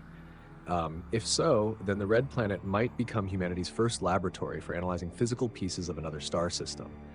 But another question lingered. What if Atlas itself felt influences we did not fully predict? Its non-gravitational forces, outgassing jets, fragmentation, chemical surges, might nudge its path in ways difficult to model. Oumuamua had shown such non-gravitational accelerations, moving oddly without a visible tail. If Atlas carried similar quirks, its true trajectory could shift subtly. Not enough to endanger Earth, but perhaps enough to complicate predictions for Mars. Scientists watched closely, wary of surprises. Public fascination with the near-Mars pass quickly grew. Media outlets framed it as a cosmic flyby, a meeting of worlds. Some called it a rehearsal for humanity's own interstellar future, a visitor from another system passing the very planet we dream of colonizing. Others wove darker narratives, imagining the passage as a warning, a sign that interstellar space is not empty but full of debris, fragments, and hidden risks. The symbolism of Mars, both as a beacon of hope and as a fragile target, was too strong to resist. From a cultural perspective, the trajectory transformed Atlas from an abstract curiosity into a character in a cosmic drama. Before, it was just an interstellar comet. Now it was a traveler brushing past our neighbor, choosing a path that tied its fate to ours. The story practically wrote itself. Alien matter, green glowing and fragmenting, sweeping by the very planet we plan to inhabit. The parallels between cosmic timing and human ambition created a sense of narrative convergence, one that no scientist could fully dismiss. As perihelion approached, the tension mounted. Would Atlas hold together, streaking past Mars as a coherent body? Or would it shatter, leaving fragments strewn across the red planet's skies? Would its green glow intensify, creating a spectacle visible even to Martian orbiters? Or would it fade quietly into anonymity, a riddle unresolved? Each possibility carried weight. Each outcome would shape not only scientific understanding, but cultural memory. And beyond the immediate past lay the larger question: what happens next? Once Atlas cleared perihelion, it would head outward forever, vanishing into interstellar space. Its trajectory guaranteed no return. This was not a cycle, not a comet that would swing back centuries later. It was a one-time encounter that made every second of its near-Mars passage precious. Data lost was data gone forever. The urgency gave every observation a sense of finality, as though astronomers were capturing the last glimpses of a performer before it exited the stage. The near-Mars pass thus became the centerpiece of Atlas's story, the moment where speculation and science converged. It was a test of models, a chance for instruments on two worlds to compare notes, and a stage for human imagination to project meaning onto coincidence. Whether it was coincidence or not hardly mattered. The fact remained, an interstellar body was cutting through our system, its path skimming the orbit of the very planet humanity dreams of touching next. In the end, the trajectory of 3I Atlas is more than celestial mechanics. It is a reminder of the universe's indifference and its uncanny timing. It shows us how fragile our certainties are, how easily a fragment from another star can wander into our neighborhood, aligning itself with our ambitions and fears. It is both a scientific opportunity and a philosophical riddle, a path that challenges us to see not just where Atlas is going, but what it means that it passes Mars on its way. For scientists, the near-Mars pass is data, orbital plots, gravitational influences, spectra to decode. For humanity, it is story, a cosmic intersection between our nearest neighbor and a messenger from beyond. And in that overlap lies the mystery's power. Atlas does not simply move, it speaks, through its trajectory, through its proximity to Mars, through the timing of its passage. And what it whispers is this: the galaxy is not distant. It is here, brushing past the very worlds we dream of reaching, reminding us that even as we step outward, the cosmos steps inward to meet us. Hidden forces or non-gravity effects. When the first orbital models of 3I Atlas were computed, astronomers assumed the math would be clean. A hyperbolic intruder obeys the same Newtonian principles as any other celestial body. Its trajectory is governed by gravity, and only gravity. Yet almost immediately, the data began to hint at something more elusive. Tiny deviations crept into the models, subtle mismatches between prediction and observation. The orbit did not quite align with gravitational expectations, suggesting that non-gravitational forces, hidden influences invisible to the naked eye, were at play. This revelation raised as many questions as it answered. Were these forces the familiar culprits of cometary outgassing, or was 3I Atlas revealing something stranger, something we had never before measured from the interstellar void? For comets born in our solar system, non-gravitational accelerations are nothing new. As sunlight heats a nucleus, jets of sublimating gas erupt, pushing the body in directions not dictated by planetary pull. These thrusts are usually weak, but with careful observation, they can be detected, quantified, and modeled. But with Atlas, the scale and character of these deviations defied easy classification. Outgassing alone, given the object's estimated mass, could not fully account for the discrepancies. It was as though something else was nudging the intruder along its path. The comparison to Oumuamua was unavoidable. That first interstellar visitor had displayed puzzling accelerations without any visible coma or tail, sparking speculation about hidden propulsion, solar sail dynamics, or exotic physics. Atlas, by contrast, showed obvious activity: jets, fragments, a glowing green coma. Yet its deviations from gravitational expectations bore uncanny similarity. Was this coincidence? Or were we seeing a consistent pattern among interstellar bodies, a signature of processes alien to our solar system? One of the first theories proposed was asymmetric sublimation. If Atlas's volatile reservoirs were unevenly distributed, then gas jets would not cancel out evenly. Instead, thrust could accumulate in one direction, altering the orbit more than expected. But models of gas production, based on the observed levels of carbon dioxide and cyanide, still left unexplained margins. The thrust should have been detectable, yes, but not in the measured amounts. The numbers refused to reconcile, leaving a gap that invited speculation. Some researchers pointed to dust dynamics. Atlas's polarization anomaly suggested highly porous, exotic dust grains. If radiation pressure acted on those grains differently than on ordinary cometary dust, then the feedback on the nucleus could be unusual. Radiation pressure, sunlight itself pushing against particles, might amplify effects in unpredictable ways. In this view, Atlas's dust was not just passive debris, but an active participant in altering the comet's trajectory, creating subtle sails of material that carried the body off course. Other theorists entertain magnetic interactions. If Atlas's fragments or dust grains carried metallic components such as nickel or iron, they could interact with the sun's magnetic field as they ionized. Charged particles spiraling along magnetic lines could impart tiny cumulative forces. Normally, such effects are negligible for small comets. But Atlas, with its unusual chemistry and potentially anomalous mass, might have magnified those interactions. Was it possible that the sun's invisible field was tugging the intruder in ways we had not accounted for? The most provocative possibility was that Atlas's non-gravitational behavior was not the result of local conditions, but of its interstellar heritage. During its long journey through the galaxy, it may have accumulated energy in ways unfamiliar to us. Some speculated that interstellar cosmic rays could have altered its structure, embedding latent stresses that now released unpredictably under solar light. Others suggested that interaction with dense interstellar clouds could have coated its surface with reactive materials, now sublimating in strange directional bursts. If so, then Atlas was not merely responding to our sun, it was carrying echoes of past environments, ghost forces from light years away manifesting in the present. As always, the anomaly carried cultural resonance. When objects do not obey the expected math, humanity reaches for deeper meaning. Non-gravitational forces became, in some circles, synonymous with intentionality. Was Atlas steering itself, some asked, or being steered? Could its deviations point to hidden propulsion, disguised as natural outgassing? Most scientists dismissed such notions, but the whispers persisted, echoing the debates around Oumuamua. When the data refuses to fit, the imagination fills the gaps, and Atlas, with its green glow and chemical surges, was fertile ground for imagination. Beyond speculation, the practical consequences of hidden forces mattered greatly.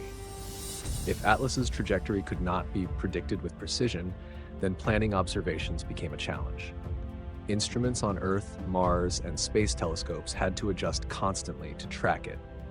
Predictions of its closest approach times, fragment paths, and potential dust trails all carried wider uncertainties than desired. For a one-time visitor, this was frustrating in the extreme. Every hour of lost precision meant potential lost data, and lost data meant unanswered questions. Forever. The timing of observed deviations also sparked debate. Some accelerations coincided with chemical surges of nickel and cyanide as if tied to sudden outbursts. Others seemed disconnected, appearing during periods of relative calm. This inconsistency suggested multiple layers of influence, outgassing at times, dust radiation interactions at others, and perhaps structural collapses hidden beneath the coma. Each force left its own fingerprint, but disentangling them proved nearly impossible. Atlas was not a clean experiment. It was a chaotic system unfolding in real time, and humanity had only one chance to watch. Some speculated that the hidden forces might be stronger near perihelion when solar radiation and magnetic activity peaked. If so, then the near-Mars pass could amplify anomalies, perhaps even altering fragment dispersal patterns in ways we could not forecast. Could this explain why scientists hesitated to declare Atlas entirely harmless? Official statements assured the public that Earth faced no threat, yet the caution in their tone was clear. What they feared was not collision, but ignorance, the possibility that hidden forces could produce surprises no model had prepared for. In the broader context, Atlas became a symbol of humility. For centuries, Newton's laws and Kepler's ellipses have given us a sense of mastery over celestial motion. We have sent spacecraft across billions of kilometers, landing with meter-scale precision because gravity is predictable. But interstellar visitors remind us that not everything is so simple. They arrive carrying chemistries, structures, and forces born in alien nurseries, shaped by conditions we cannot simulate. They obey the same fundamental physics, yes, but they do so in ways that stretch our equations to the breaking point. The hidden forces of 3I Atlas may never be fully understood. The visitor will vanish into interstellar space long before we can probe its nucleus directly. The deviations we measure may remain unexplained, filed away as anomalies in the record. But the lesson they leave behind is clear. Interstellar objects are not passive wanderers. They are dynamic, volatile, and unpredictable. They carry within them not only the chemistry of other worlds, but also the physics of other contexts, hidden forces that do not fit our neat categories. In that sense, Atlas is both a comet and a challenge. Its path is not simply curved by gravity, but shaped by invisible hands, outgassing, dust pressure, magnetic whispers, and perhaps even forces we have not yet named. Each deviation is a reminder that the cosmos is not a clockwork machine, but a living system, full of surprises. And each surprise is an invitation to question, to measure, to admit that the universe is stranger than our equations, and to listen when a hyperbolic intruder whispers through the void. For scientists, the story of hidden forces is one of frustration and discovery. For the public, it is one of wonder and unease. And for humanity as a whole, it is a lesson that even when we think we know the rules, the cosmos delights in breaking them. Atlas did not travel light years to confirm our models. It came to unsettle them, to bend its path in ways that defy prediction, to remind us that the galaxy does not yield its secrets easily. And in that defiance lies its greatest gift, proof that the story of the universe is still being written, one anomaly at a time. Comparisons with past interstellar visitors. When 3I Atlas streaked into our solar system, it instantly joined an exclusive lineage. Only 2 other confirmed interstellar objects had ever been seen. One, 1I Oumuamua in 2017 and 2I Borisov in 2019. Each of these visitors had carried its own mysteries, rewriting textbooks and sparking debates that still ripple through the scientific community. Atlas, the third arrival, did not merely extend this story, it complicated it. To understand its significance, we must set it against the backdrop of its predecessors, comparing behavior, chemistry, and anomalies to ask the larger question: are these objects rare accidents, or are they hints of a galactic traffic pattern we are only now beginning to perceive? Oumuamua was the first. Discovered in October 2017 by the Pan-STARRS telescope in Hawaii, it appeared as a faint, fast-moving dot, cutting across the sky. At first, astronomers assumed it was just another asteroid or comet from the outskirts of our solar system, but orbital calculations quickly overturned that assumption. Its eccentricity exceeded 1. It was hyperbolic, unbound, arriving from nowhere and destined never to return.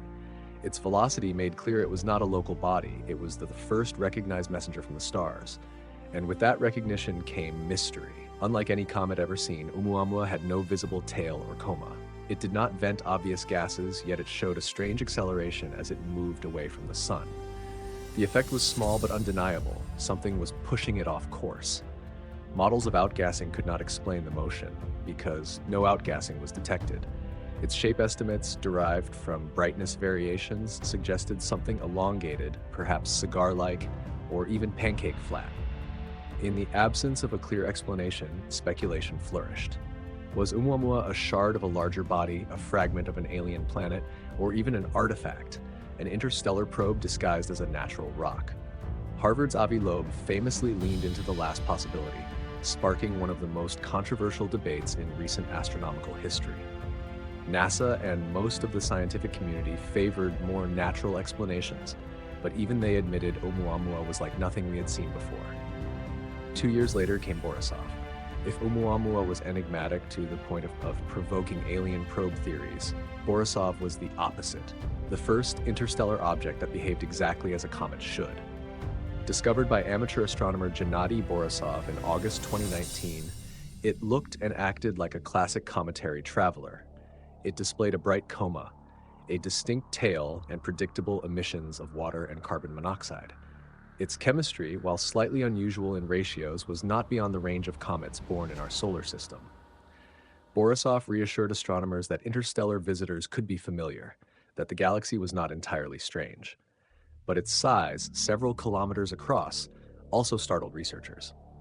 Such a large body traveling between stars suggested that planetary systems eject substantial fragments into the interstellar medium, and that those fragments survive journeys of unimaginable distance. Now comes Atlas. At first glance, it seemed to lean more toward Borisov than Oumuamua. It had a coma, visible activity, and chemical outbursts. Yet almost immediately, it began to carve its own category. Its spectrum showed an extraordinary dominance of carbon dioxide compared to water, unlike Borisov or most solar system comets. Its polarization signature was unprecedented, hinting at exotic dust. Its mass estimates seemed too high for its observed outgassing, creating contradictions. And most dramatically, it appeared to fragment earlier and more aggressively than expected, raising questions about its structural integrity. Comparisons reveal both continuity and divergence. Like Oumuamua, Atlas displayed puzzling non-gravitational effects that did not fully align with known outgassing. But unlike Oumuamua, it had an obvious coma and venting, ruling out the silent, tailless mystery that fueled so much speculation in 2017. Like Borisov, it released familiar cometary gases, but unlike Borisov, it did so with bizarre ratios and chemical surges that stretched the boundaries of known comet chemistry. In this sense, Atlas sits uneasily between the two, more visibly comet-like than Oumuamua, but far stranger in detail than Borisov. What these comparisons suggest is that the category of interstellar objects is not a narrow one. Instead, it may be wildly diverse, reflecting the chaotic range of environments in which bodies form across the galaxy. Oumuamua may represent fragments stripped from rocky worlds or unusual planetesimals. Borisov may be a more traditional comet, born in the icy outskirts of a foreign system and ejected during planetary migration. Atlas could represent yet another class, massive, volatile-rich, fragile, and prone to disintegration under solar heating. If three objects have shown us three different archetypes, then perhaps we are only scratching the surface of galactic diversity. But there is a deeper pattern worth considering. All three visitors arrived within a short span of time, 2017, 2019, and now 2025. For centuries, humanity had never knowingly detected an interstellar body. Then, in less than a decade, three appeared. This raises the unsettling possibility that such objects are not rare at all, but common. So common that once our surveys became sensitive enough, they began to reveal a steady stream. If that is true, then our solar system is not an isolated island, but a crossroads, with interstellar traffic flowing through on a regular basis. And if three so far have been so different, then the diversity of the unseen traffic must be staggering. Each visitor also arrived with timing that felt uncanny. Oumuamua coincided with a period of global fascination with exoplanets and the search for extraterrestrial intelligence, igniting cultural debates that stretched far beyond science. Borisov appeared during a surge in comet research and planetary defense initiatives, reinforcing humanity's sense of vulnerability to cosmic debris. Atlas, meanwhile, arrives amid solar storms, novas, and seismic unrest on Earth, its anomalies amplifying a sense of cosmic synchronicity. While scientists remind us that coincidences are inevitable, the human mind cannot help but connect them. Each object arrives like a chapter in an unfolding cosmic narrative, testing different assumptions, forcing us to confront both the known and the unknown. Comparisons also highlight the question of survivability. Oumuamua, rocky and inert, zipped through intact. Borisov, though active, endured its passage without disintegrating entirely. Atlas, however, seems to be unraveling before our eyes, shedding fragments like a body too fragile for the sun's embrace. This divergence may reflect their origins. Oumuamua may be a solid shard, Borisov a robust, icy nucleus, and Atlas a loosely bound mass prone to collapse. Or perhaps survivability reflects the scars of their journeys. Oumuamua hardened by eons of radiation, Borisov preserved by stability, Atlas weakened by stresses we cannot yet identify. In any case, the comparison underscores how much diversity exists in what we once thought were simple categories of rock and ice. Philosophically, these comparisons remind us of our limited vantage point. With only 3 confirmed examples, we are still blind to the true spectrum of interstellar wanderers. Yet already they stretch our models, forcing us to revise definitions of comets, asteroids, and fragments. How many other types exist? Metallic interstellar asteroids, icy giants, rubble piles, objects coated in exotic chemistry we cannot even detect. If 3 can be so different, then the unseen thousands must form a library of cosmic processes, each carrying the fingerprint of its parent system. In popular culture, the comparisons deepen the sense of mystery. Oumuamua is remembered as the alien probe that might have been. Borisov, the comet from another star, reassured us that not all visitors are so strange. And Atlas is shaping up as the green intruder, a body that multiplies, glows, and defies prediction. Each has taken on a persona, a mythic role in our collective imagination. Together, they are not just scientific data points, but characters in a galactic drama, strangers who pass through, each whispering a different secret before vanishing forever. What unites them all, however, is their fleeting nature. None linger, none return. Their hyperbolic paths ensure they are gone as quickly as they arrive. That transience is both humbling and urgent. We are reminded that the galaxy is full of stories, but each story is told only once, in passing. Miss the chance and the messenger is gone. With Oumuamua, we were unprepared. With Borisov, we learned quickly. With Atlas, we are watching with sharpened instruments, but the questions only deepen. In the end, the comparison among these visitors reveals not clarity, but complexity. Instead of converging on a universal model, they diverge into contradictions. One accelerates without a tail. One behaves like a comet, but from another star. One glows green, sheds fragments, and confounds our equations. If three messengers can be so different, then perhaps the message itself is this: the universe resists simplification. Interstellar objects are not outliers to be explained away. They are the rule, the background, the cosmic constant we have only just begun to perceive. Atlas, Oumuamua, Borisov, the trilogy so far. Each carries a piece of a puzzle larger than any single orbit, larger even than our solar system. They are reminders that we are part of a galactic web of exchange, fragments passing from star to star, carrying chemistry, mystery, and perhaps even the seeds of life or the shadows of destruction. The comparisons do not close the case. They open it wider, hinting at a galaxy full of wanderers yet to be seen. And as Atlas continues its strange, green-glowing journey, it joins its predecessors in a chorus of anomalies, each voice saying the same thing in different tones. You do not yet know the universe. Not nearly enough. Debate and skepticism. Whenever something disrupts the neat machinery of science, it does not take long for debate to erupt. 3 Atlas was no exception. From the moment its odd chemistry, fragmentary behavior, and green glow were reported, the astronomical community split into camps. Those convinced that anomalies could be explained with patience and refined models, and those who saw in Atlas the unmistakable signs of something stranger. Between them lay a spectrum of voices: skeptics, speculators, defenders of orthodoxy, and bold iconoclasts, all wrestling with the same unease. What do we make of a visitor from beyond the stars that refuses to play by the rules? Skepticism is the lifeblood of science. Without it, every anomaly would be declared extraordinary, and every mystery would dissolve into myth. But skepticism can also become its own form of dogma. With Atlas, the mainstream position leaned on familiar tools. The unusual dominance of carbon dioxide in its spectrum, not unprecedented. Comets with volatile-rich chemistries have been spotted before, even if they were rare. The early activity at 6 astronomical units, likely the result of exotic ices sublimating at low temperatures, a known phenomenon in some outer solar system bodies. The nickel and cyanide surges, explainable by internal reservoirs rupturing under stress. Each anomaly in this view was just a variation on natural cometary physics. Unfamiliar, yes, but not inexplicable. Yet others found this comfort too neat. The evidence did not simply diverge from expectations, it contradicted them. The mass versus outgassing paradox remained unresolved.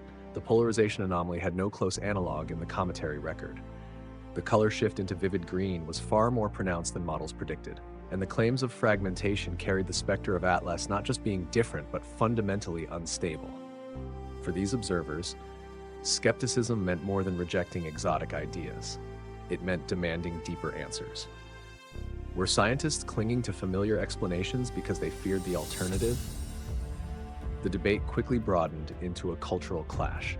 On one side, cautious voices urged restraint. They reminded colleagues of how easily anomalies fade under scrutiny. Oumuamua's acceleration, once sensationalized, eventually spawned natural explanations involving hydrogen outgassing or fractured shards. Borisov, though interstellar, behaved largely as expected. Why should Atlas be different? Patience and data would tame its strangeness. On the other side, more adventurous thinkers argued that the anomalies were stacking up too quickly to dismiss. When multiple mysteries converge in one object, early activity, exotic chemistry, polarization anomalies, fragment claims, perhaps the problem is not the data, but the limits of our frameworks. Into this divide stepped figures like Avi Loeb, already infamous for framing Oumuamua as a possible alien artifact. Loeb argued once again that we should not dismiss the extraordinary. Could Atlas, with its odd behavior and surges of toxic compounds, represent another form of artificial object, perhaps even a probe deliberately designed to fragment and scatter? NASA and other institutions pushed back firmly, declaring Atlas a natural body behaving within the bounds of cometary physics. But the very fact that such arguments gained traction revealed the tension beneath the surface. Even mainstream astronomers admitted the data was peculiar, challenging, and unlike anything seen before. Skepticism also shaped how the public perceived the object. To many outside the scientific world, the constant disclaimers rang hollow. When journalists asked whether Atlas was dangerous, officials reassured them, no, Earth was safe. When asked if its green glow or nickel surges were extraordinary, experts downplayed them. Interesting, but not unprecedented. Yet every image of a glowing emerald object streaking past Mars told a different story. Skepticism in the scientific realm can sound like denial in the cultural one, and Atlas became a lightning rod for conspiracy theories. Some claimed NASA was hiding its true nature, others spun tales of signals encoded in its emissions. The absence of certainty left a vacuum that speculation quickly filled. Inside academic circles, the debates took more technical form. Polarimetry specialists clashed with spectroscopists. One camp insisted the polarization anomaly demanded new physics or at least radically new dust models. The other argued it could be explained with extreme versions of known processes, fragile aggregates, carbon-rich grains, or metallic inclusions. Meanwhile, orbital dynamicists sparred with outgassing modelers. Was the trajectory deviation consistent with jet activity, or did it point to hidden forces? Each dataset became a battlefield, each interpretation a test of loyalty to orthodoxy or openness to speculation. At times, the debate revealed deeper fault lines in science itself. The rise of interstellar object studies has been meteoric. Before 2017, the field did not even exist. Now, with only 3 confirmed examples, astronomers are trying to build an entire discipline out of scattered fragments of data. Skeptics argue that extraordinary claims about Atlas are premature, that the sample size is too small to draw sweeping conclusions. But others counter that precisely because the sample is so small, we cannot afford to dismiss anomalies. Every data point is precious, and every deviation may be a window into galactic processes we barely understand. The skepticism also extended to methodology. Some critics argued that reports of fragmentation were overstated, artifacts of noisy imaging. Others questioned whether the green glow was truly exceptional, or whether media amplification had exaggerated its uniqueness. Peer review became a crucible, with papers contested, retracted, revised, and republished. In the fog of data, certainty was elusive. Skepticism was both shield and sword, protecting against premature conclusions, but also blunting curiosity at moments when boldness might be needed. For historians of science, Atlas echoed past controversies. The canals of Mars, once defended by eminent astronomers, were later revealed as illusions. The Vulcan planet, hypothesized to explain anomalies in Mercury's orbit, was discarded when relativity rewrote the rules. In each case, skepticism eventually triumphed, but only after decades of debate. Could Atlas be another such episode, destined to be explained away with new models? Or would it become a turning point, forcing us to expand our definitions of what objects from other stars can be? The tension between skepticism and speculation is not a flaw, it is the engine of discovery. Without skeptics, science drifts into fantasy. Without speculators, it stagnates into dogma. Atlas, in its refusal to conform, forced both sides to sharpen their arguments. The skeptics demanded rigorous accounting of every anomaly. The speculators reminded the world that the galaxy is vast and our assumptions parochial. Together, they forged a dialogue that, while contentious, pushed the field forward. Yet even as the debate raged, a subtler truth emerged. Both sides were united by awe. Whether Atlas was natural or not, whether its anomalies were errors or revelations, it had already changed the conversation. It had reminded humanity that interstellar space is not empty, that fragments of other worlds regularly brush past our sun, and that each carries mysteries we cannot yet solve. Skepticism may deny alien probes and cosmic conspiracies, but it cannot deny the thrill of the unknown.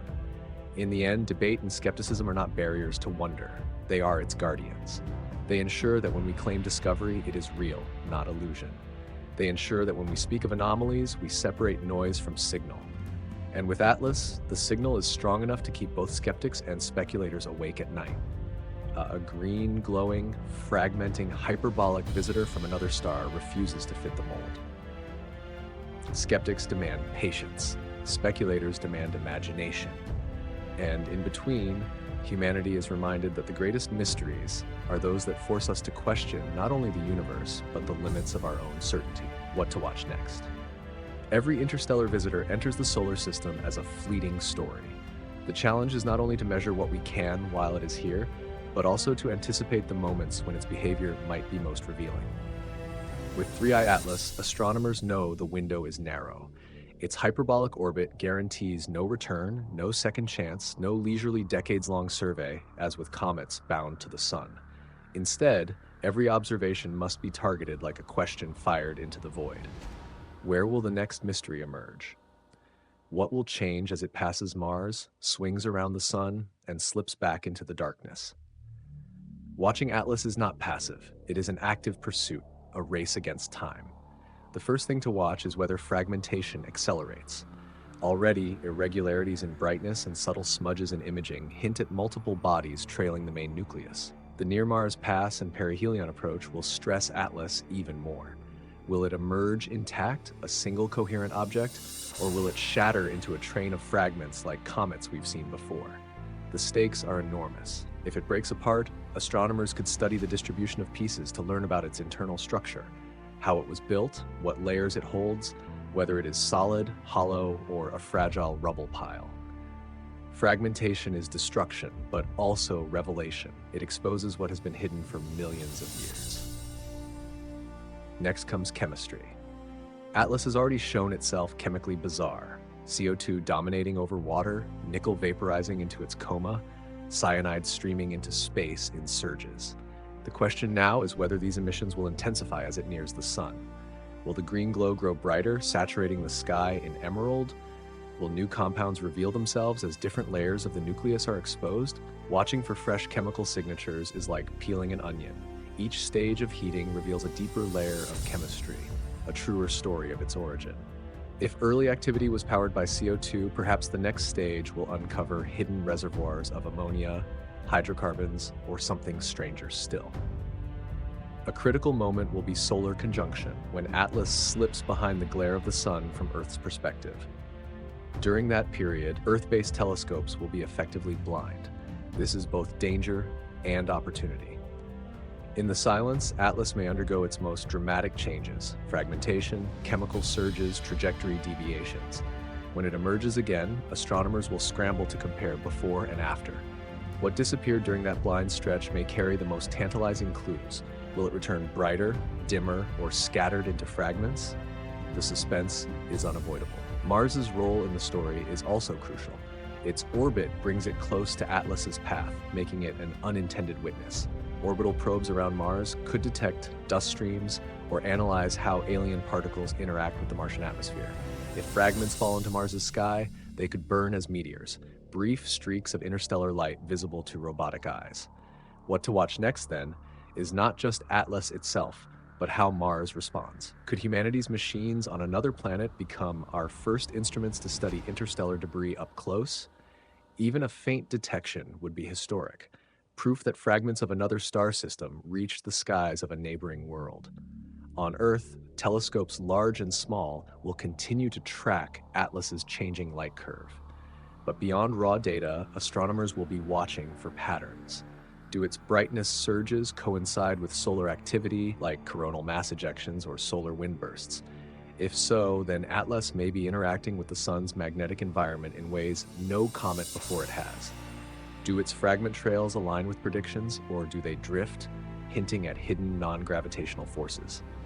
Every misstep in prediction is a clue. Watching closely means not just recording numbers, but noticing when those numbers refuse to align with the models. The scientific community is also preparing for coordinated observation campaigns. The James Webb Space Telescope has already delivered extraordinary spectra, but future sessions may target Atlas at key points, just before perihelion, just after fragmentation surges, or during recovery from conjunction. Ground-based observatories will complement with polarimetry, photometry, and imaging across wavelengths. Even amateur astronomers are part of the hunt, scanning skies for signs of sudden changes.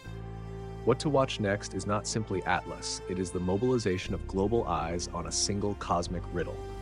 The object has become a stage, and every telescope a witness to its performance. Beyond immediate science, there is a broader horizon of speculation. If Atlas fragments multiply, some dust trails may persist in the solar system for years or decades. Future meteor showers could one day streak across Earth's skies, tiny remnants of an interstellar visitor burning above us. Astronomers are already calculating potential intersections, tracing where Atlas's dust may drift. What to watch next is not just now, but the echoes it may leave. Cosmic fingerprints that linger long after the body itself has vanished back into interstellar space. The skeptics will also be watching closely, waiting to see if anomalies shrink under better data. Will the polarization anomaly resolve into a more familiar curve? Will mass versus outgassing discrepancies even out as we refine size estimates? Will claims of ghost fragments fade under higher resolution imaging? If skepticism is correct, the strangeness of Atlas may diminish with time, each mystery folding back into the realm of the known. But if the anomalies persist or deepen, then Atlas may become a turning point in how we understand interstellar objects. Watching means testing whether mystery collapses into familiarity or whether it sharpens into something new. The public, too, will be watching, not for spectral lines or polarization curves, but for spectacle. Will Atlas become visible to the naked eye? Will its green glow rival famous comets of the past? Could it inspire the same awe as Hale-Bopp or Hyakutake, but with the added weight of being from another star? For most people, the mystery of Atlas is not in equations, but in presence, an alien traveler glowing in the night sky. If it brightens enough, the world may witness not just a comet, but a visitor that carries the imagination to other worlds. There is also the question of what follows. If Atlas is the third, what will the fourth look like? The detection of Oumuamua, Borisov, and Atlas within a single decade suggests a pattern. Interstellar traffic is far more common than once thought. If so, then what to watch next is not just this visitor, but the skies for others. Survey telescopes like the Vera C. Rubin Observatory will soon scan the heavens with unprecedented depth, likely revealing dozens of interstellar objects in the coming years. Atlas may not be the anomaly. It may be the herald of a new era in astronomy, where alien messengers are not rare but routine. In this sense, watching Atlas is also watching ourselves. How will we respond to these visitors? Will we treat them as curiosities, fleeting novelties to be explained away? Or will we see them as opportunities, chances to touch the wider galaxy without leaving home? Each object challenges our imagination, our instruments, and our courage to ask bigger questions. What to watch next, then, is not only the behavior of Atlas, but the choices humanity makes in its wake. Do we prepare interception missions for future visitors? Do we develop technologies to capture fragments? Do we expand our concept of planetary defense to include objects that are not of this solar system? Atlas has already proven itself more than a comet. It is a catalyst, forcing us to rethink chemistry, fragmentation, orbital dynamics, and the very diversity of matter in the galaxy. The story is unfinished. What comes next may confirm old models, or it may open entirely new questions. Will it split? Will it surge? Will it fade into silence or leave echoes that haunt the solar system for generations? The only certainty is that we must watch. Every telescope, every instrument, every curious eye turned skyward contributes to the unfolding narrative. For Atlas is not just passing through, it is performing, revealing itself in stages like a drama scripted across light years. And what to watch next is not only the next act of the play, but the silence that follows when the visitor is gone and we are left with the echoes, wondering whether we understood what we just witnessed. In the end, the question of what to watch next collapses into a simple truth. Everything. Every flicker, every surge, every fragment, every deviation from expectation. Because when a messenger from another star system enters our skies, nothing it does is trivial. Every action is a clue. Every anomaly is a whisper. And to watch is not just to observe. It is to listen, to admit that the universe is speaking, and to prepare for the possibility that its next words will change what we thought we knew about the cosmos. Deeper patterns and cosmic implications. At first glance, 3i Atlas might appear to be just another cosmic visitor, a frozen relic from beyond our sun, hurtling through space on a one-way journey. But beneath the fragments, the green glow, and the chemical oddities lies something far more unsettling. The sense that Atlas is not an isolated curiosity, but part of a deeper pattern. When we compare its arrival to the broader tapestry of recent cosmic events, twin novas flaring in the same season, solar storms lashing Earth, earthquakes rattling the ground, and now a hyperbolic object splitting apart, the coincidences pile too high to ignore. Whether or not these events are truly connected, the human mind insists on seeking meaning, and in that search, Atlas becomes more than a comet. It becomes a symbol, a messenger, and a mirror reflecting our own cosmic unease. Patterns often reveal themselves not in the details, but in the timing. In less than a decade, humanity has gone from knowing nothing of interstellar objects to seeing 3 of them pass through our skies.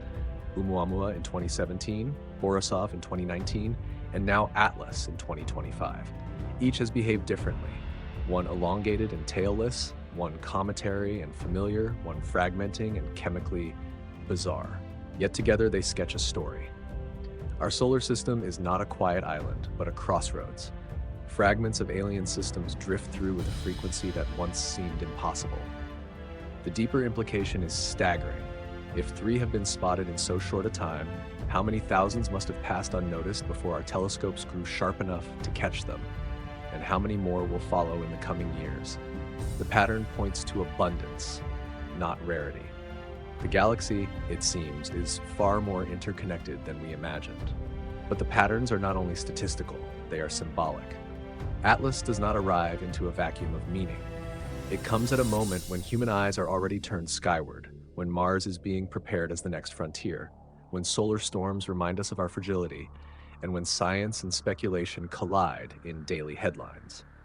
The fact that Atlas passes closest to Mars is itself a pattern that resonates.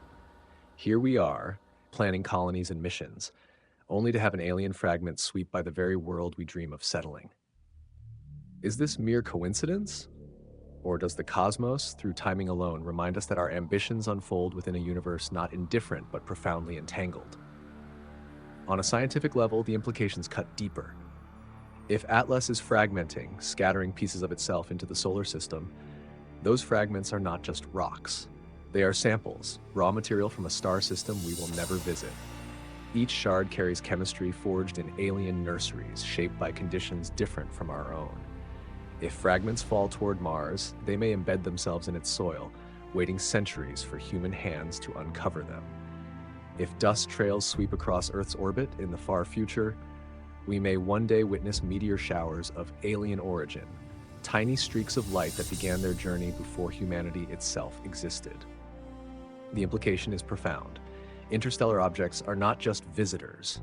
They are messengers, carriers of material exchange that may bind star systems together in a silent web of contact. This idea connects directly to one of the most tantalizing theories in astrobiology, panspermia. If bodies like Atlas can survive ejection from their home systems and travel across interstellar space, then the seeds of life, or at least the raw materials, could be scattered widely across the galaxy. Atlas's surges of carbon compounds, cyanides, and metals suggest a chemistry rich enough to support this role. Could objects like this be nature's couriers, delivering organics from one cradle of life to another? If so, then the green glow of Atlas is more than a spectacle. It is a reminder that the building blocks of biology may not belong to any single world, but to the cosmos itself. Yet patterns can also point to danger. Fragmentation implies unpredictability. Hidden forces imply that our models may fail when applied to alien matter. If interstellar visitors are common, then the risk of one arriving on a collision course cannot be dismissed. Atlas itself poses no threat to Earth, but its fragments show how fragile predictions can be. What if the next visitor does not pass Mars harmlessly, but threads a path closer to Earth? What if its mass is greater, its chemistry more explosive, its structure more erratic? To watch Atlas is to glimpse both wonder and warning. The universe sends gifts, but sometimes those gifts arrive wrapped in peril. The cosmic implications extend beyond science into philosophy. For centuries, humanity has treated the solar system as a kind of bubble. Our sun, our planets, our comets, bound by familiar rules. The discovery of interstellar objects punctures that illusion. The boundaries of the solar system are porous. Matter flows in and out. Our neighborhood is not sealed off, but open, part of a galactic continuum. This realization reshapes our place in the cosmos. We are not guardians of a private realm. We are one node in a vast web of exchange, subject to currents that flow far beyond our control. Atlas is not just a comet. It is a reminder that we are embedded in a galaxy alive with movement, collision, and exchange. There is also the question of synchronicity, the unsettling overlap of cosmic and terrestrial events. Rationally, scientists insist on caution. Novas and earthquakes have no physical link to a comet's arrival. Yet psychologically, the timing feels uncanny. A solar storm sideswipes Earth as Atlas nears. Two novas blaze into visibility in the same season. Earth itself shudders under seismic unrest. The universe does not owe us patterns, yet the patterns appear. What are we to make of them? Skeptics call them coincidence. Others see them as signals, whether natural or deliberate, woven into a narrative of upheaval. In either case, Atlas becomes the focal point, the thread that ties disparate events together. The implication is not that Atlas caused them, but that its arrival forces us to notice them together, to interpret them as parts of a larger story. Perhaps the most unsettling implication is that Atlas represents not an outlier, but a class. Oumuamua showed us one type, Borisov another, and Atlas a third. If each new interstellar visitor brings its own anomalies, then the universe is telling us something. Diversity is the rule, not the exception. Our solar system's comets and asteroids are not templates for the galaxy. They are one local variation among thousands. What this means is humbling. Our categories, our definitions of normal cometary behavior, may be parochial illusions. Out there, beyond the sun's reach, the universe produces bodies stranger than we can yet imagine. Atlas is one, the next will be another, and each will force us to rewrite the rules again. For humanity, the deeper pattern may lie not in the objects themselves, but in our response. Each visitor has triggered a wave of speculation, debate, and wonder. Each has ignited cultural fascination far beyond scientific circles. We treat them not only as data, but as omens, mirrors, and mysteries. This is itself a pattern. When the universe sends strangers, we tell stories. Those stories shape our ambitions, our fears, our sense of belonging in the cosmos. Atlas, with its glowing green aura and toxic surges, is already more than a comet. It is a myth in the making, a tale that will linger long after it has gone. What then are the cosmic implications? That we are not alone in our solitude. That matter drifts freely between stars, carrying secrets, dangers, and possibilities. That our solar system is not a walled garden, but a crossroads in a galactic dance. That coincidences may be coincidences, or maybe the universe reminding us of patterns too vast for us to see. And above all, that the mysteries are not ending, but just beginning. Three-Eye Atlas will vanish soon, its fragments dispersing into the dark, but its implications will remain. The patterns it hints at, abundance, synchronicity, interstellar exchange, will haunt astronomy for decades. And when the next visitor arrives, we will look back at Atlas not as an anomaly, but as part of a chain, one bead in a necklace of mysteries strung across the galaxy. Each visitor deepens the pattern, each visitor expands the story, and each visitor whispers the same truth. The universe is larger, stranger, and more connected than we ever dared to believe.